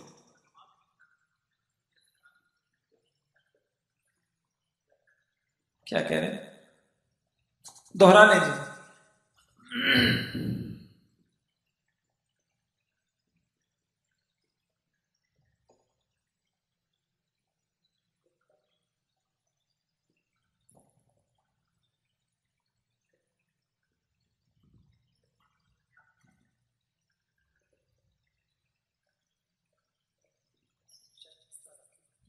چیزیں مکروہ ہیں، اگر آپ نے اس کا ارتکاب کیا تو آپ کا وضو ٹوٹے گا تو نہیں، لیکن آپ کے وضو پہ ثواب کم ہو جائے گا. بچنا چاہیے. نمبر 1 وضو میں اعضاء دھوتے وقت زور سے پانی مارنا. بعض لوگ صرف اپنا چہرہ نہیں دھو رہے ہوتے، دوسرے کا بھی دھلا رہے ہوتے، تو اتنی زور سے پانی مارنا، ضرورت سے زیادہ پانی استعمال کرنا. کوئی بچتا ہوگا اس سے؟ اسراف. آپ قرآن کھولیں، اسراف اسراف اسراف اسراف. ہماری زندگیوں میں اسراف بہت. تو آج کوشش کریں کہ انشاءاللہ ہم اپنی اصلاح کریں گے. اور اصلاح کیا کریں گے؟ آہستہ آہستہ ہماری زندگیوں میں سے اسراف نکلے. بجلی کا اسراف، پانی کا اسراف، پیسے کا اسراف، چیزوں کا اسراف، کھانے پینے کی چیزیں ضائع ہو رہی ہیں اس کا اسراف. یہ وہ چیزیں ہیں جن کی وجہ سے ہماری اچھا یہ بھی وہ چیز ہے جس کی وجہ سے ہماری زندگی میں مسائل آتے ہیں. میں آپ کو بار بار یہ بات یاد دہانی کرا رہا ہوں. آپ صرف ثواب کی چیزیں نہیں سیکھ رہے، آپ جینے کا ڈھنگ سیکھ. ضرب اللہ مثلا قریۃ کانت آمنۃ مطمئنۃ یأتیہا رزقہا رغدا من کل مکان فکفرت بانعم اللہ. جو لوگ اللہ کی نعمتوں کو ضائع کرتے ہیں اللہ پاک ان سے نعمتوں کو چھین لیتے. تو کون کون نیت کرتا ہے کہ اپنی زندگی سے اسراف نکالیں گے؟ اسراف. ولا تبذر تبذیرا ان المبذرین کانوا اخوان الشیاطین. یہ شیطانی اعمال ہے. جس وقت ہم شیطانی کام کرتے ہیں تو ہمارے اوپر اثرات بھی شیطانی آتے ہیں. جب ہم رحمانی کام کرتے ہیں تو ہمارے اوپر اثرات بھی رحمانی آتے ہیں، ہمارے اوپر رحمتیں آتی ہیں. تو کون کون انشاءاللہ اپنے وضو سے اسراف نکالے گا؟ کیسے نکالیں گے؟ مشکل ہے. نل والے وضو سے اسراف نکالنا یہ محنت کا کام ہے، سیکھنا پڑتا ہے. نل کا کھولا اور وضو ہو رہا ہے، نل کا جاری ہے. 100 میں سے 1 آدمی ہوتا ہوگا، 2 آدمی ہوتے ہوں گے جن کو وضو کرنا آتا. نل کھولے آرام سے ہو جاتا ہے، تھوڑا سا سیکھنا پڑے گا. نل کھولا، ایک ہاتھ میں پانی لیا، بند کر دیا، ٹھیک ہے انشاءاللہ نکال. اس سے آپ اللہ کے یہاں قیمتی بنیں گے اور آپ کی زندگی میں برکتیں محسوس کریں گے. یہ جو ہمارے گھر میں بے برکتی ہے نا اور معیشت کے مسائل فلاں، اس میں ایک بڑا سبب اسراف ہے. گھر میں خواتین کو پتہ نہیں ہے، کھانے پھینک رہے ہیں، پانی پیا پھینک دیا. بھائی یہ اس سے بہت اثرات اللہ کی اتنی نعمت کی ہم مستحق نہیں ہیں، قدر کریں. تو پنکھوں، یہ بجلی کے اسراف کا بھی دیکھا کہ کوئی پنکھا ایسا زائد چل رہا ہے اس کو بند کر دیا. ٹھیک ہے انشاءاللہ. تو ضرورت سے زیادہ پانی، بلا ضرورت اتنے کم پانی سے وضو کرنا کہ پانی کا صحیح استعمال ہی نہ ہو. 3 بار سر کا مسح کرنا. سر کا مسح کتنی مرتبہ ہے؟ 1 مرتبہ. ناپاک جگہ پہ وضو کرنا. مسجد، وضو کے مستحب چھوڑ دینا. وضو کے درمیان دنیاوی گفتگو کرنا. آسان سی بات یہ ہے، جو سنتیں آپ نے پڑھی ہے نا، جو ان کو چھوڑ دے گا، جو مستحبات آپ نے پڑھے ہیں جو ان کو چھوڑ دے گا تو اس کا وضو مکروہ ہو جائے گا. ٹھیک ہے. اچھا، آخری بات، وضو، جب انسان کا وضو ٹوٹ جائے تو احکام کیا ہوں گے؟ نمبر 1، جو انسان بے وضو ہو وہ کسی قسم کی نماز نہیں پڑھ سکتا، وہ طواف نہیں کر سکتا، وہ بغیر غلاف کے قرآن کو نہیں چھو سکتا، وہ سجدہ تلاوت یا سجدہ شکر. تو یہ بے وضو کے احکام بھی آپ نے سیکھ لیے. بے وضو کیا نہیں کر سکتے؟ نماز نہیں پڑھ سکتے، طواف نہیں کر سکتے، اور قرآن کو نہیں چھو سکتے، اور قرآن کو سجدہ تلاوت نہیں کر سکتے، اور سجدہ شکر جو کرتے ہیں وہ نہیں کر سکتے. یہ دوہرا لیں. بس یہ وضو کا باب فارغ ہو. جلدی جلدی جلدی جلدی، ایک کوئی بتا دے، دوسرا کوئی بتا دے، تیسرا کوئی بتا دے، ایسے کریں.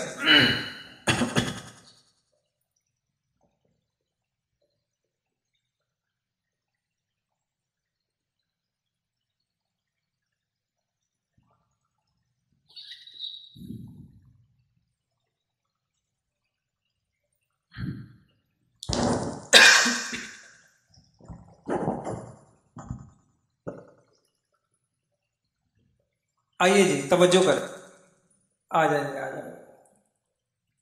اچھا جی، پورا دین کیا ہے؟ عقائد، عبادات، معاملات، اخلاق، معاشرت. نا آپ نے عقائد پڑھ لیے، اس میں سے کچھ پڑھ لیا، عبادات پڑھ لی ہیں. معاملات میں کل آپ نے کیا پڑھا تھا؟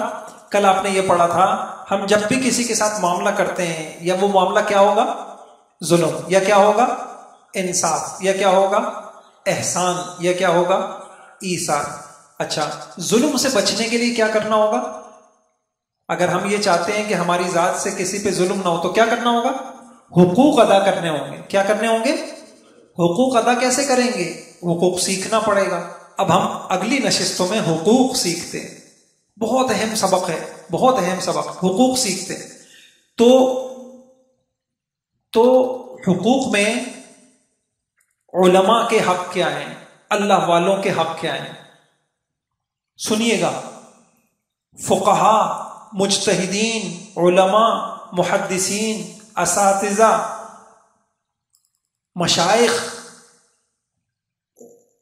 ان کے لیے دعائے خیر کرتے رہنا یہ ان کا حق ہے. کیا کرنا؟ اب دیکھیں، ان مشائخ کی برکتوں سے ہمیں دین ملا ہے، علماء کے ذریعے سے ہمارا اسلام باقی ہے، تو ان کے لیے کیا کرنا؟ یہ ہمارے نبی، دیکھیے میں آپ کو سچ عرض کروں کہ ہمارے نبی نے بڑی اچھی زندگی، میں نے حدیثوں میں جمع کر رہا تھا حضور کا مزاج، تو ایک مزاج مجھے یہ ملا کہ حضور احسان لیتے نہیں تھے حتی الامکان، اور اگر کوئی احسان کر دے بدلہ دیتے تھے. تو احسان کا بدلہ دینا یہ نبوی مزاج ہے. تو احسان صرف پیسہ نہیں ہوتا، یہ آپ کے اوپر کتنا بڑا احسان ہو رہا ہے کہ آپ کو پوری زندگی. تو جن علماء نے آپ کے لیے، آپ کی اولاد نسلوں کے، ان کے ایمان بچانے کے لیے قربانیاں دی، ایک کام تو کر سکتے ہیں، ان کے لیے دعا کریں. اے اللہ یہ علماء حق، یا اللہ جن کے ذریعے سے ہمیں دین پہنچا، جو ہمارے دین کے بارے میں فکر کرتے ہیں، اے اللہ تو ان کو جزائے خیر عطا فرما. ٹھیک ہے انشاءاللہ. اب یہ حق ہے، اس کو حضرت تھانوی رحمۃ اللہ علیہ نے حق میں شمار کیا.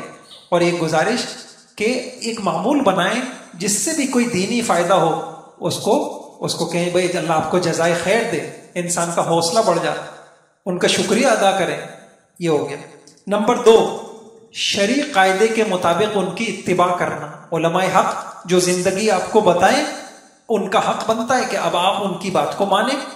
نمبر 3، جو ان میں سے زندہ ہوں ان کی تعظیم اور محبت سے پیش آنا، ان سے بغض نہیں رکھنا. علماء سے بغض نہیں رکھنا اور نفرت نہیں کرنا، ان سے تعظیم اور ادب یہ ان کا حق ہے. نمبر 4، حسب وسعت ان کی مالی خدمت کرنا. یہ حضرت تھانوی رحمۃ اللہ علیہ نے 4 حقوق لکھے ہیں. میں دہرا دیتا ہوں. علماء کے، مشائخ کے کیا حقوق ہیں؟ ان کے لیے دعائے خیر کرنا. نمبر 2، کیا کرنا؟ ان کی اطاعت کرنا، ان کی بات کو ماننا، جو بات مانے الجھنا نہیں، ان کی بات کو ماننا. نمبر 3، تعظیم اور ادب کرنا اور حسب وسعت مالی خدمت کرنا. والدین کے حقوق، والدین کے حقوق غور سے سنیے گا. پہلا حق یہ ہے ان کو کسی طرح کی تکلیف نہ دینا. میری وجہ سے میرے والدین کو جسمانی، کوئی ذہنی، کوئی دلی، میری وجہ سے میرے والدین کو تکلیف نہ ہو. اور اگرچہ ان کی طرف سے زیادتی ہو، اگرچہ ان کی طرف سے، یہ ان کا حق ہے، یہ ان کا حق ہے. نمبر 2، قولاً اور فعلاً ان کی تعظیم کرنا، ادب کرنا. زبان سے بھی ایسے الفاظ استعمال کرنا جس میں ان کا ادب ہو، اور عمل سے بھی ان کے ساتھ اس انداز سے رہنا جس میں ان کی تعظیم اور ادب ہو.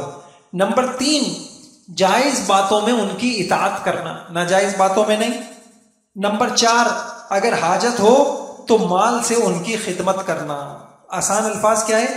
اذیت نہیں دینا، اطاعت کرنا، محبت تعظیم کرنا اور خدمت کرنا.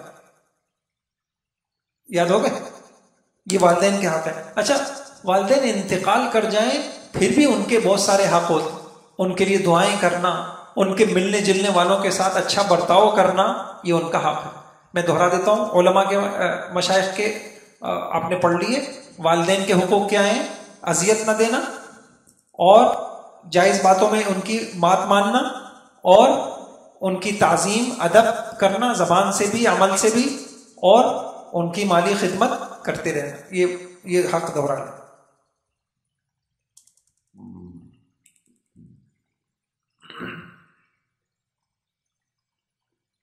بدل بدل کے پوچھیں. کبھی کوئی بول دیں، آپ بول دیں. یہ بیٹھے ہوئے ہیں جی سلیم بھائی، ان سے آپ سنائیں. ایسے بدل کے کبھی وہ سنائیں کبھی وہ سنائیں.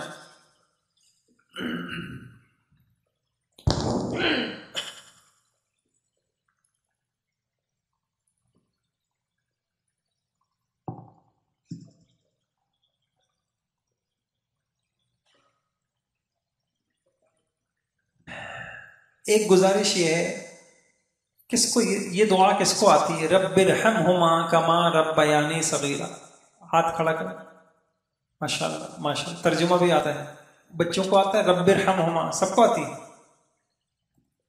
دیکھیے، میں سچ عرض کروں، کسی اچھی اولاد وہ ہے کہ اس کی کوئی دعا اس دعا سے خالی نہیں ہونی چاہیے.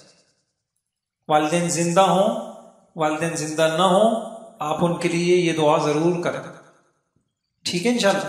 رب ارحمہما کما ربیانی صغیرا، رب ارحمہما کما ربیانی صغیرا. تو اگر جس کو یہ دعا نہیں، اس کو یہ دعا بھی سن لیجئے گا اور اس دعا کو اپنی دعا میں شامل کر لیں. اللہ آپ کو بہت نوازیں گے. والدین کا حق ہے کہ ہم ان کے لیے اللہ سے مانگیں، اور خاص طور سے ہر انسان کو اللہ پاک بعض اوقات ایک خاص رحمت سے نوازتے ہیں. وہ محسوس کرتا ہے مجھے اوپر گریہ طاری ہے، مجھے رونا آ رہا ہے، آنسو بہہ رہے ہیں. ایسے وقت میں کبھی بھی اپنے والدین کو نہ بھولیں. ایسے وقت میں کبھی بھی اپنے والدین کو نہ بھولیں.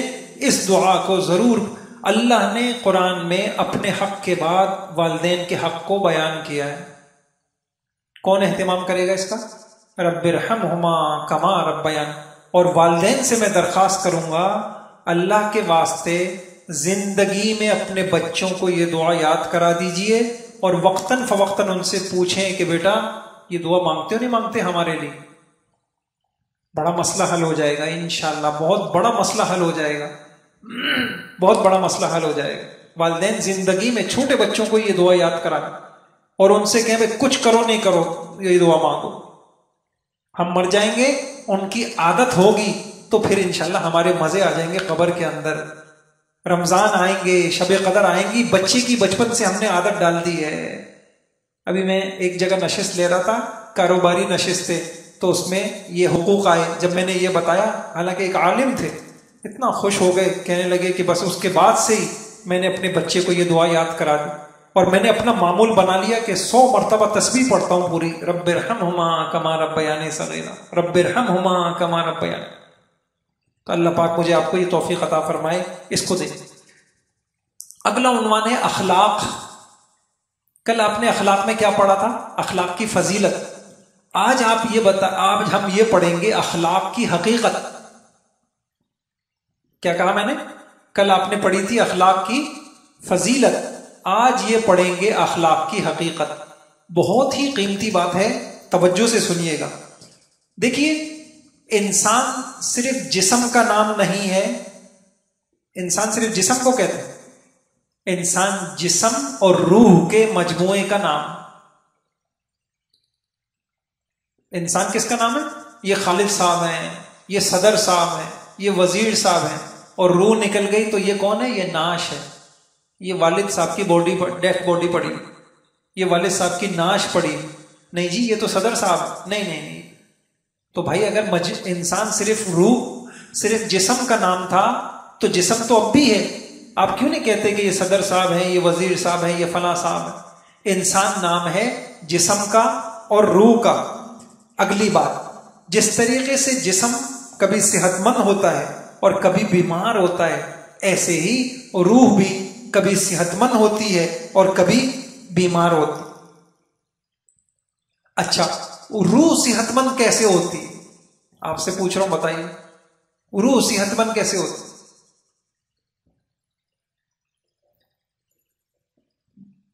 جب دل صحت مند ہوتا ہے تو روح صحت مند ہوتا ہے.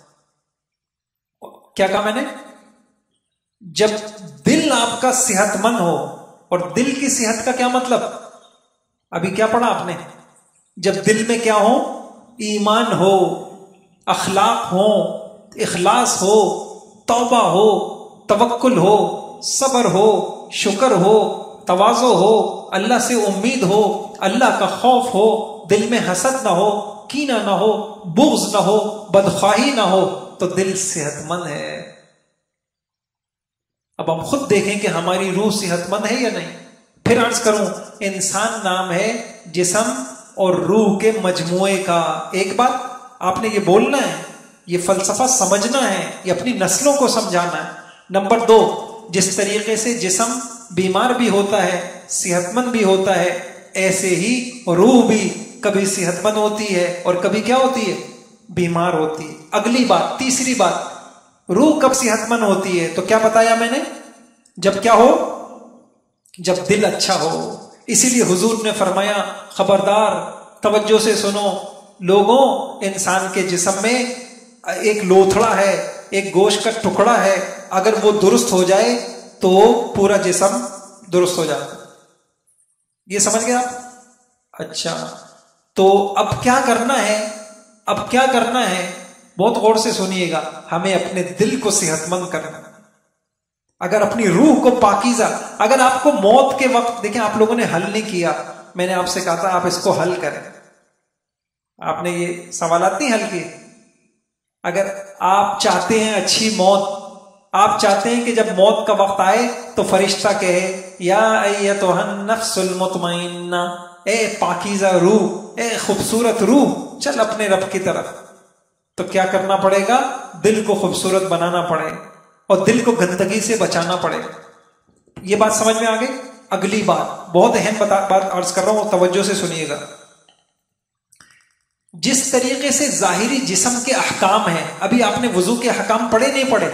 وضو میں فرض, وضو میں سنت, وضو میں مستحب, ایسے ہی اسی طریقے سے باطن کے بھی احکام ہیں, باطن کے بھی کچھ فرائض ہیں. نہیں سمجھ رہے میری بات؟ ایسے ہی باطنی دل قلبی چیزوں کے میں بھی کچھ چیزیں فرض ہیں. تکبر سے بچنا کیا ہے؟ فرض ہے. تکبر سے بچنا کیا ہے؟ فرض ہے. حسد سے بچنا کیا ہے؟ فرض ہے. کچھ چیزیں مستحبات میں سے ہیں، بہتر ہے. تو یہ بھی فرائض میں سے ہیں. یہ علم تو کوئی سیکھتا ہی نہیں، اس علم کا تو کسی کو پتہ ہی نہیں ہے. اگر اسی حال میں ہم مر گئے، ہمیں یہ پتہ ہی نہیں کہ دل کے فرائض کیا ہیں. میں انشاءاللہ ایک کام کر رہا ہوں، اچھا خاصا ہو گیا ہے، عبادات قلبیہ. کیا عرض کیا میں نے؟ عبادات. اب یہاں تو میں نے آپ کو ایک لفظ پڑھایا نا، توبہ. اس پہ الحمدللہ پوری کتاب لکھی ہے میں نے، توبہ. پورے قرآن میں اللہ نے توبہ کو کیسے بیان کیا، حضور نے توبہ کو کیسے سمجھایا، وہ میں نے لکھ دی. شکر کو اللہ کیسے سمجھاتے ہیں، پورے قرآن سے 30 پاروں سے وہ جمع کر. اللہ پاک صبر کیسے سمجھاتے ہیں، خوف کیسے سمجھاتے ہیں، امید کیسے سمجھاتے ہیں. تو عبادات قلبیہ کا علم بھی آپ لوگ سیکھیے گا. زندگی میں اللہ پاک توفیق دے دے. اس نشست میں آپ کو اجمال اختصار بتا دیا ہے، آگے انشاءاللہ کوشش کیجیے گا. یہ بس اس کو دہرانے. آپ اخلاق کیا ہے؟ آپ بولیے ایک انسان کے جسم میں، ایک انسان صرف جسم کا نام نہیں ہے، انسان جسم اور روح کا نام ہے. اگلی بات، جس طریقے سے جسم بیمار ہوتا ہے ایسے روح بھی بیمار ہوتی ہے. اچھا، جسم کی روح کی صحت اور بیماری کا تعلق کس چیز سے ہے؟ دل سے ہے. اگر دل آپ کے اندر آپ کی اچھی چیزیں ہیں تو آپ کی روح اچھی ہے. اگر آپ کے دل میں مال کی محبت، پیسے کی محبت، منصب کی محبت، چیزوں کی محبت، ناجائز محبتیں، غصہ، کینہ، بغض یہ بھرا ہوا ہے تو پھر روح بہت گندی ہے. یہ گندی روح ہے. ٹھیک ہے، یہ ذرا سا دہرا لیں. یہ آپ کو اخلاق کی. اچھا، ایک بات یہ بھی دہرائیں کہ جس طریقے سے جسم کے احکام ہیں ایسے روح کے بھی احکام ہیں. جسم میں کچھ چیزیں فرض ہیں، کچھ سنت ہیں، ایسے روح میں بھی کچھ فرائض ہیں. یہ دل کے بھی کچھ فرائض ہیں، اس کو بھی سیکھنا چاہیے. بس یہ دہرا لیں.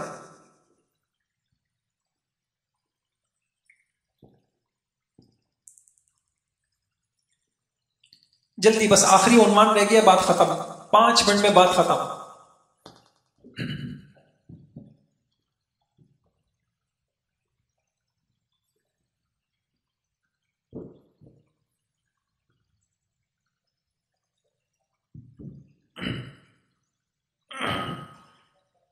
دعا کی اہمیت سیکھ. اور کیا سیکھا آپ نے کل کی نشست میں؟ کچھ دعائیں سیکھی تھی نا؟ نہیں، دعا میں کیا سیکھا تھا؟ سونے کی دعا یاد ہے سب کو؟ 4 دعائیں سیکھ. آج بہت ساری حدیثوں کی روشنی میں ایک اہم بات آپ سے عرض کروں. اللہ سے کیا دعا کرنی چاہیے، آج ہم یہ سیکھیں گے. کیا کہا میں نے؟ اللہ تعالیٰ سے کیا مانگنا چاہیے. تو 6 باتیں ہیں، غور کیجئے گا. یہ ساری حدیثوں کا خلاصہ ہے. نمبر 1، دینی ضرورت ہو آپ کو، دنیا کی ضرورت ہو، کوئی چھوٹی ضرورت ہو، کوئی بڑی ضرورت ہو، دنیا کچھ بھی ہو، ہر چیز اللہ سے مانگنی چاہیے. یہ سمجھ میں آ گیا؟ حدیث میں آیا اگر تمہارا جوتے کا تسمہ ٹوٹ گیا نا، یہ بھی اللہ سے مانگو. اچھا، یہ کیسے ہو سکتا ہے؟ یہ اس وقت ہو سکتا ہے جب انسان چلتے چلتے اللہ سے باتیں کرنے کا عادی بن جائے. اے اللہ گاڑی سٹارٹ نہیں ہو رہی، اے اللہ یہ لاک نہیں کھل رہا. یہ سب آپ سیکھیے. یہ ہمارے نبی نے سکھایا. جوتے کے تسمے کی مثال تو اب ایسا تو نہیں ہے جوتے کا تسمہ ٹوٹ جائے گا تو انسان جوتا رکھ کے دعائیں شروع کر دے. چلتے پھرتے اللہ سے باتیں کرنا سیکھ، اللہ سے مانگنا سیکھ. ٹھیک ہے، آج بہت بڑی چیز آپ کو مل گئی ہے. اور بہت کم لوگ میں نے دیکھے جس کو یہ دولت مل جاتی ہے نا، یہ دولت بس وہ اللہ یوں سمجھے اس کو اللہ مل گئے. کیا مل گئے؟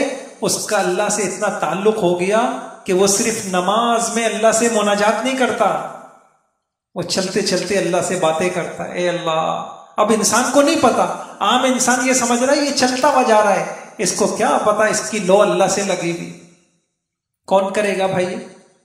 یہ عبادت آج ذرا سا کل آپ کارگزاری سنائیے گا، دیکھنے میں ایسا لگا بھائی کہ یہ چائے پی رہا ہے، اس کی لو اللہ سے لگے، یہ عبادت سیکھ۔ اور جو حضرات ابھی اعتکاف میں نہیں ہے، ابھی گھر جائیں تو بس اللہ میں گم ہو جائیں، آپ کو پتہ چلے گا کہ زندگی آسان ہو گئی۔ ایسے ہیں لوگ، خواتین میں مردوں میں ایسے ہوتے ہیں آج کے دور میں، اللہ ان کو یہ والی نعمت دے دیتے ہیں۔ ایک بات یہ ہے جو ہمیں حضور نے سکھائی۔ اگلی بات، جامع دعائیں مانگنی چاہیے۔ دیکھیے ہمارا علم اتنا سا ہے، ہم اللہ سے چھوٹی چھوٹی چیزیں مانگتے ہیں۔ حضور پاک صلی اللہ علیہ وسلم ساری دنیا کے عقلاء کو جمع کر لیجئے، حکما کو جمع کر لیجئے، مفتیوں کو جمع کر لیجئے، قاضیوں کو جمع کر لیجئے، سائنسدانوں کو جمع کر، ایک سمندر کے مقابلے میں جو قطرے کی حیثیت ہے حضور کی عقل، حضور کے علم کے مقابلے میں یہ بھی نہیں۔ تو حضور نے ہمیں جامع دعائیں سکھائیں۔ اچھا جامع دعائیں کس کس کو آتی ہیں بتائیے، کون سی دعا؟ شاباش، ربنا آتنا فی الدنیا حسنہ وفی الآخرۃ حسنہ وقنا عذاب النار۔ اس دعا کو حدیث میں آتا ہے حضور کثرت سے یہ دعا مانگتے تھے۔ جب آپ دعا کے لیے بیٹھیں، اللہ کی حمد، اللہ کی ثنا، اللہ کی تعریف، درود شریف، اب اللہ سے معافی مانگ لیں، اب آ جائیں آپ سب سے پہلا کام جامع دعائیں۔ تو کون مانگے گا انشاءاللہ اس کو؟ ربنا۔ اور تھوڑا سا جا کر آج ایک کام کریں، آپ اس کا ترجمہ اور اس کی تشریح دیکھ لیں۔ کون کون دیکھے گا؟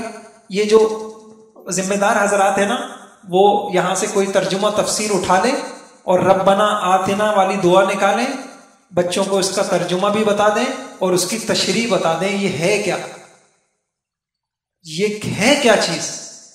اور آج اب اگر آپ اپنی زندگی آسان کرنا چاہتے ہیں، آپ اللہ پاک سے مانگیں ایک بات۔ اچھا کوئی اور کسی کو دعا آتی ہے جامع دعا؟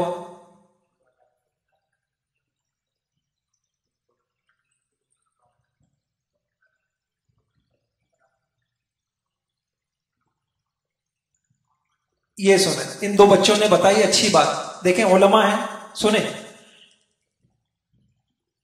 اچھا اس کو میں آگے بھی بتاؤں گا۔ عافیت، آپ کو زندگی میں خوبصورت بیوی کی نہیں، بچوں کی نہیں، بڑی ملازمت کی نہیں، گاڑی بنگلوں کی نہیں، آپ کو سب سے بڑی ضرورت آپ کی پتہ ہے کیا ہے دنیا میں؟ عافیت۔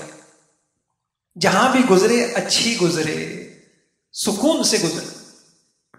اس لیے حضور نے کہا جب بھی مانگو اللہ سے عافیت مانگو۔ اب یہاں دیکھیں وہی مسئلہ آ گیا، ہم اللہ سے عافیت نہیں مانگتے، ہم کہتے ہیں یا اللہ فلاں جگہ شادی ہو جائے۔ ہم کیا مانگتے ہیں؟ اب اللہ کے علم میں ہوتا ہے کہ یہ اچھا سمجھ رہا ہے، لیکن یہ اس کے لیے عذاب بن جائے گی۔ کبھی بھائی ڈرے اس بات سے، ہم اللہ سے اپنی پسند نہ مانگے، اللہ سے اس کی پسند مانگ۔ تو کیا ان بچوں نے دعا بتائی؟ اللہم انی اسألک العفو والعافیہ فی دینی و دنیای و اہلی و مالی۔ سب آگے، اے اللہ مجھ کو عافیت دے دے میرے دین میں، میری دنیا میں، میرے گھر والوں میں، میری ذات میں، میرے رشتہ داروں میں، سب جگہ ہر کام پرسکون رہیں۔ میں نے آپ سے کل عرض کیا تھا صبح شام کی دعائیں لے لیں۔ حدیث میں آتا ہے اس دعا کو صبح بھی پڑھو 3 مرتبہ، شام کو پڑھو 3 مرتبہ۔ اب آپ کو اگر اس قیمتی ہیرے کی قدر ہے اور آپ اچھی زندگی گزارنا چاہتے ہیں تو کل تک آپ یہ دعا یاد کریں۔ کون یاد کر لے گا؟ یہ 2 دعائیں ہو گئیں جامع۔ تیسری ایک اور عرض کر دیتا ہوں، کسی کے ذہن میں ہے؟ کہتے ہیں کہ ایسی دعا ہے کہ حضور نے 63 سالوں میں جو کچھ مانگا ہے وہ سب اس میں آ جاتا ہے۔ اور حضرت شیخ الحدیث رحمہ اللہ نے کہا میں بہت اس دعا کو مانگتا ہوں۔ کیا ہے؟ اللہم انی اسألک من خیر ما سألک منہ عبدک و نبیک محمد صلی اللہ علیہ وسلم۔ اے اللہ جتنی بھلائیاں، جتنی خیریں، جتنی باتیں، جتنی نعمتیں، جتنی برکتیں، جتنی سلامتیاں تیرے نبی نے مانگی تھی وہ سب ہمیں بھی عطا کر دے۔ وَأَعُوذُ بِكَ مِن شَرِّ مَا اسْتَعَاذَكَ مِنْهُ عَبْدُكَ وَنَبِيُّكَ محمد صلی اللہ علیہ وسلم. اے اللہ جتنے شر، جتنی پریشانیاں، جتنے مصائب، جتنی مصیبتیں، جتنی آفتیں، جتنی بلاؤں سے حضور پاک صلی اللہ علیہ وسلم نے پناہ مانگی تھی، ہمیں بھی ان سے پناہ دے دے. مزے کریں. میرے بھائیوں 3 دعائیں میں نے آپ کو بتائی ہیں، اس کو اپنے پاس نوٹ کر لیے گا اور ان 3 دعاؤں کو اپنی زندگی کا معمول بنا لیں. گڑ گڑا کے مانگیں، آنسو بہا کے مانگیں، رو کے مانگیں، اوقات قبولیت میں مانگیں، اور پھر آپ دیکھیں کہ آپ کی زندگی کیسے آسان ہو جاتی. مانگ لیں گے انشاءاللہ. یہ 3 دعائیں ہو گئیں جامع. نمبر 3، کوشش کریں وہ دعائیں مانگے جو قرآن میں آئی ہیں اور حدیث میں آئی ہیں. ربنا آتنا، ربنا لا تزغ قلوبنا، رب ارحمہما، ربنا اغفر لنا، ربنا اصرف عنا، ربنا آتنا من لدنک رحمہ، ربنا. صحیح ہے. اور حدیثوں میں اس کا آسان طریقہ بتا دیتا ہوں. ایک کتاب ہے حزب الاعظم، یا ایک کتاب ہے مناجات مقبول. اس کے اندر حضور کی ان ساری دعاؤں کو جمع کر دیا ہے. جو اللہ والے ہیں اہتمام سے ان دعاؤں کو پڑھتے ہیں. اچھا، اس کا فائدہ یہ ہے کہ جو کثرت سے وہ دعائیں پڑھے گا اس کو اللہ سے مانگنا آ جائے گا. آپ یقین جانیے جب میں اس کا اہتمام کرتا ہوں تو دعا مانگنا بہت آسان ہو جاتا ہے، اور اگر غفلت ہو جائے تو پھر دعا میں مشکل ہوتی. تو ایک اہتمام آپ لوگ کر لیں، وہ کتاب لے لیں. نمبر 4، اللہ سے عافیت مانگیں. بات آ گئی. اللہ سے جنت الفردوس مانگیں. خالی جنت نہیں مانگیں. کون سی جنت مانگیں؟ اے اللہ جنت الفردوس نصیب کر دے، یہ حضور نے فرمایا. اور آخری بات، اللہ سے رہبری مانگے، مدد مانگے، آسانی مانگے، حفاظت مانگے. میرے پاس وقت ہوتا تو پورا ایک بیان میں اس کے اوپر کرتا اور میں بتاتا کہ اس کی اہمیت کیا ہے اور اس کی وجہ سے زندگی کتنی آسان ہوتی. زندگی کس کی خراب ہوتی ہے؟ جن کا اللہ ہاتھ چھوڑ دیتے ہیں. اللہ کہتے ہیں خود کرو جو کرنا ہے. اور جن کا اللہ ہاتھ پکڑ لیتے ہیں، جیسے باپ بچے کا ہاتھ پکڑ لیتا ہے، یہ نہیں کرو، یہ مت کھاؤ، یہاں مت جاؤ، اس سے مت ملو. میرے بھائیوں کچھ خوش نصیب ہوتے ہیں جن کا اللہ ہاتھ پکڑ لیتے. یہ مت کماؤ، اس سے مت ملو، یہ کاروبار مت کرو، یہاں مت بیٹھو، ان لوگوں کو چھوڑ دو. اللہ کچھ لوگوں کا ہاتھ پکڑ لیتے ہیں. دل میں ایسے خیالات آتے ہیں، ایسے اچھے خیالات. وہ کب آتے ہیں؟ وہ ان لوگوں کو آتے ہیں جو اللہ سے رہنمائی مانگتے. میرے پاس وقت نہیں ہے ورنہ میں آپ کو ایک دعا سکھاتا. اللہم الہمنی رشدی واعذنی من شر نفسی. اے اللہ میرے معاملات کے. اچھا بلکہ ایک عجیب بات بتاؤں، اس رمضان مجھے بڑا خیال آیا. سورہ کہف آیت نمبر 10 ایسی بڑی دعا ہے، آپ اس کو زندگی کا وظیفہ بنا لیں، مزے کریں. اصحاب کہف کتنی مشکل میں پھنس گئے. بادشاہ ان کی جان کا در پہ ہے، ان کو ختم کرنا چاہتا ہے. غار میں چلے گئے. اب اللہ سے کیا کہتے ہیں؟ ربنا آتنا من لدنک رحمہ وہیئ لنا من امرنا رشدا. اے اللہ اپنی رحمتوں سے نواز دے اور ہمارے معاملات بڑی مشکل میں ہم پھنس گئے ہیں، تو ہماری رہبری کر دے، کیا کریں کیا نہ کریں. چلیں آسان ہے، اس کو نوٹ کر لیں. سورہ کہف اور آیت نمبر 10، یہ دعا مانگیں اور اپنی زندگیوں میں آسانیاں دیکھیں. میں نے لاکھوں روپے کی چیز دے دی ہے آپ کو، میں مذاق نہیں کر رہا. آپ آئیں تو صحیح اس کی طرف. لاکھوں روپے کی چیز دے دی ہے میں نے آپ کو. 1 مہینہ آپ کر لیں، کسی مشکل میں پڑ جائیں بلکہ نہ بھی پڑیں. ربنا آتنا من، اے اللہ تیری رحمت اور رہبری چاہیے. یا اللہ کچھ نہیں پتا، یا اللہ کیا کروں، کچھ سمجھ نہیں آ رہا.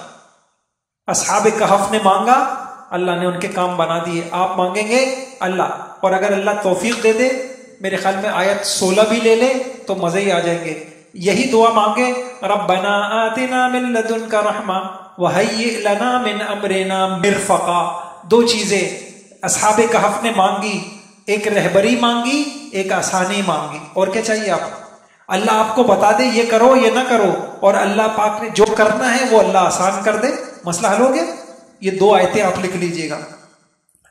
اس کے بعد لباس پہننے کی دعا. ایک بڑی غلطی. میں نے آپ سے کہا نا میں آپ کو یہاں اچھی زندگی سکھا رہا ہوں.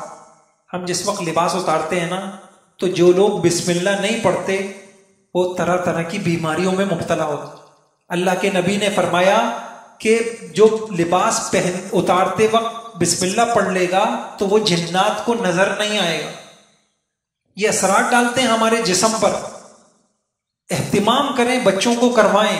بسم اللہ ہماری, میں کاش میں آپ کو کیسے بتاؤں, اگر آپ کو اچھی زندگی گزارنی ہے آپ بسم اللہ کو پکڑ لیں.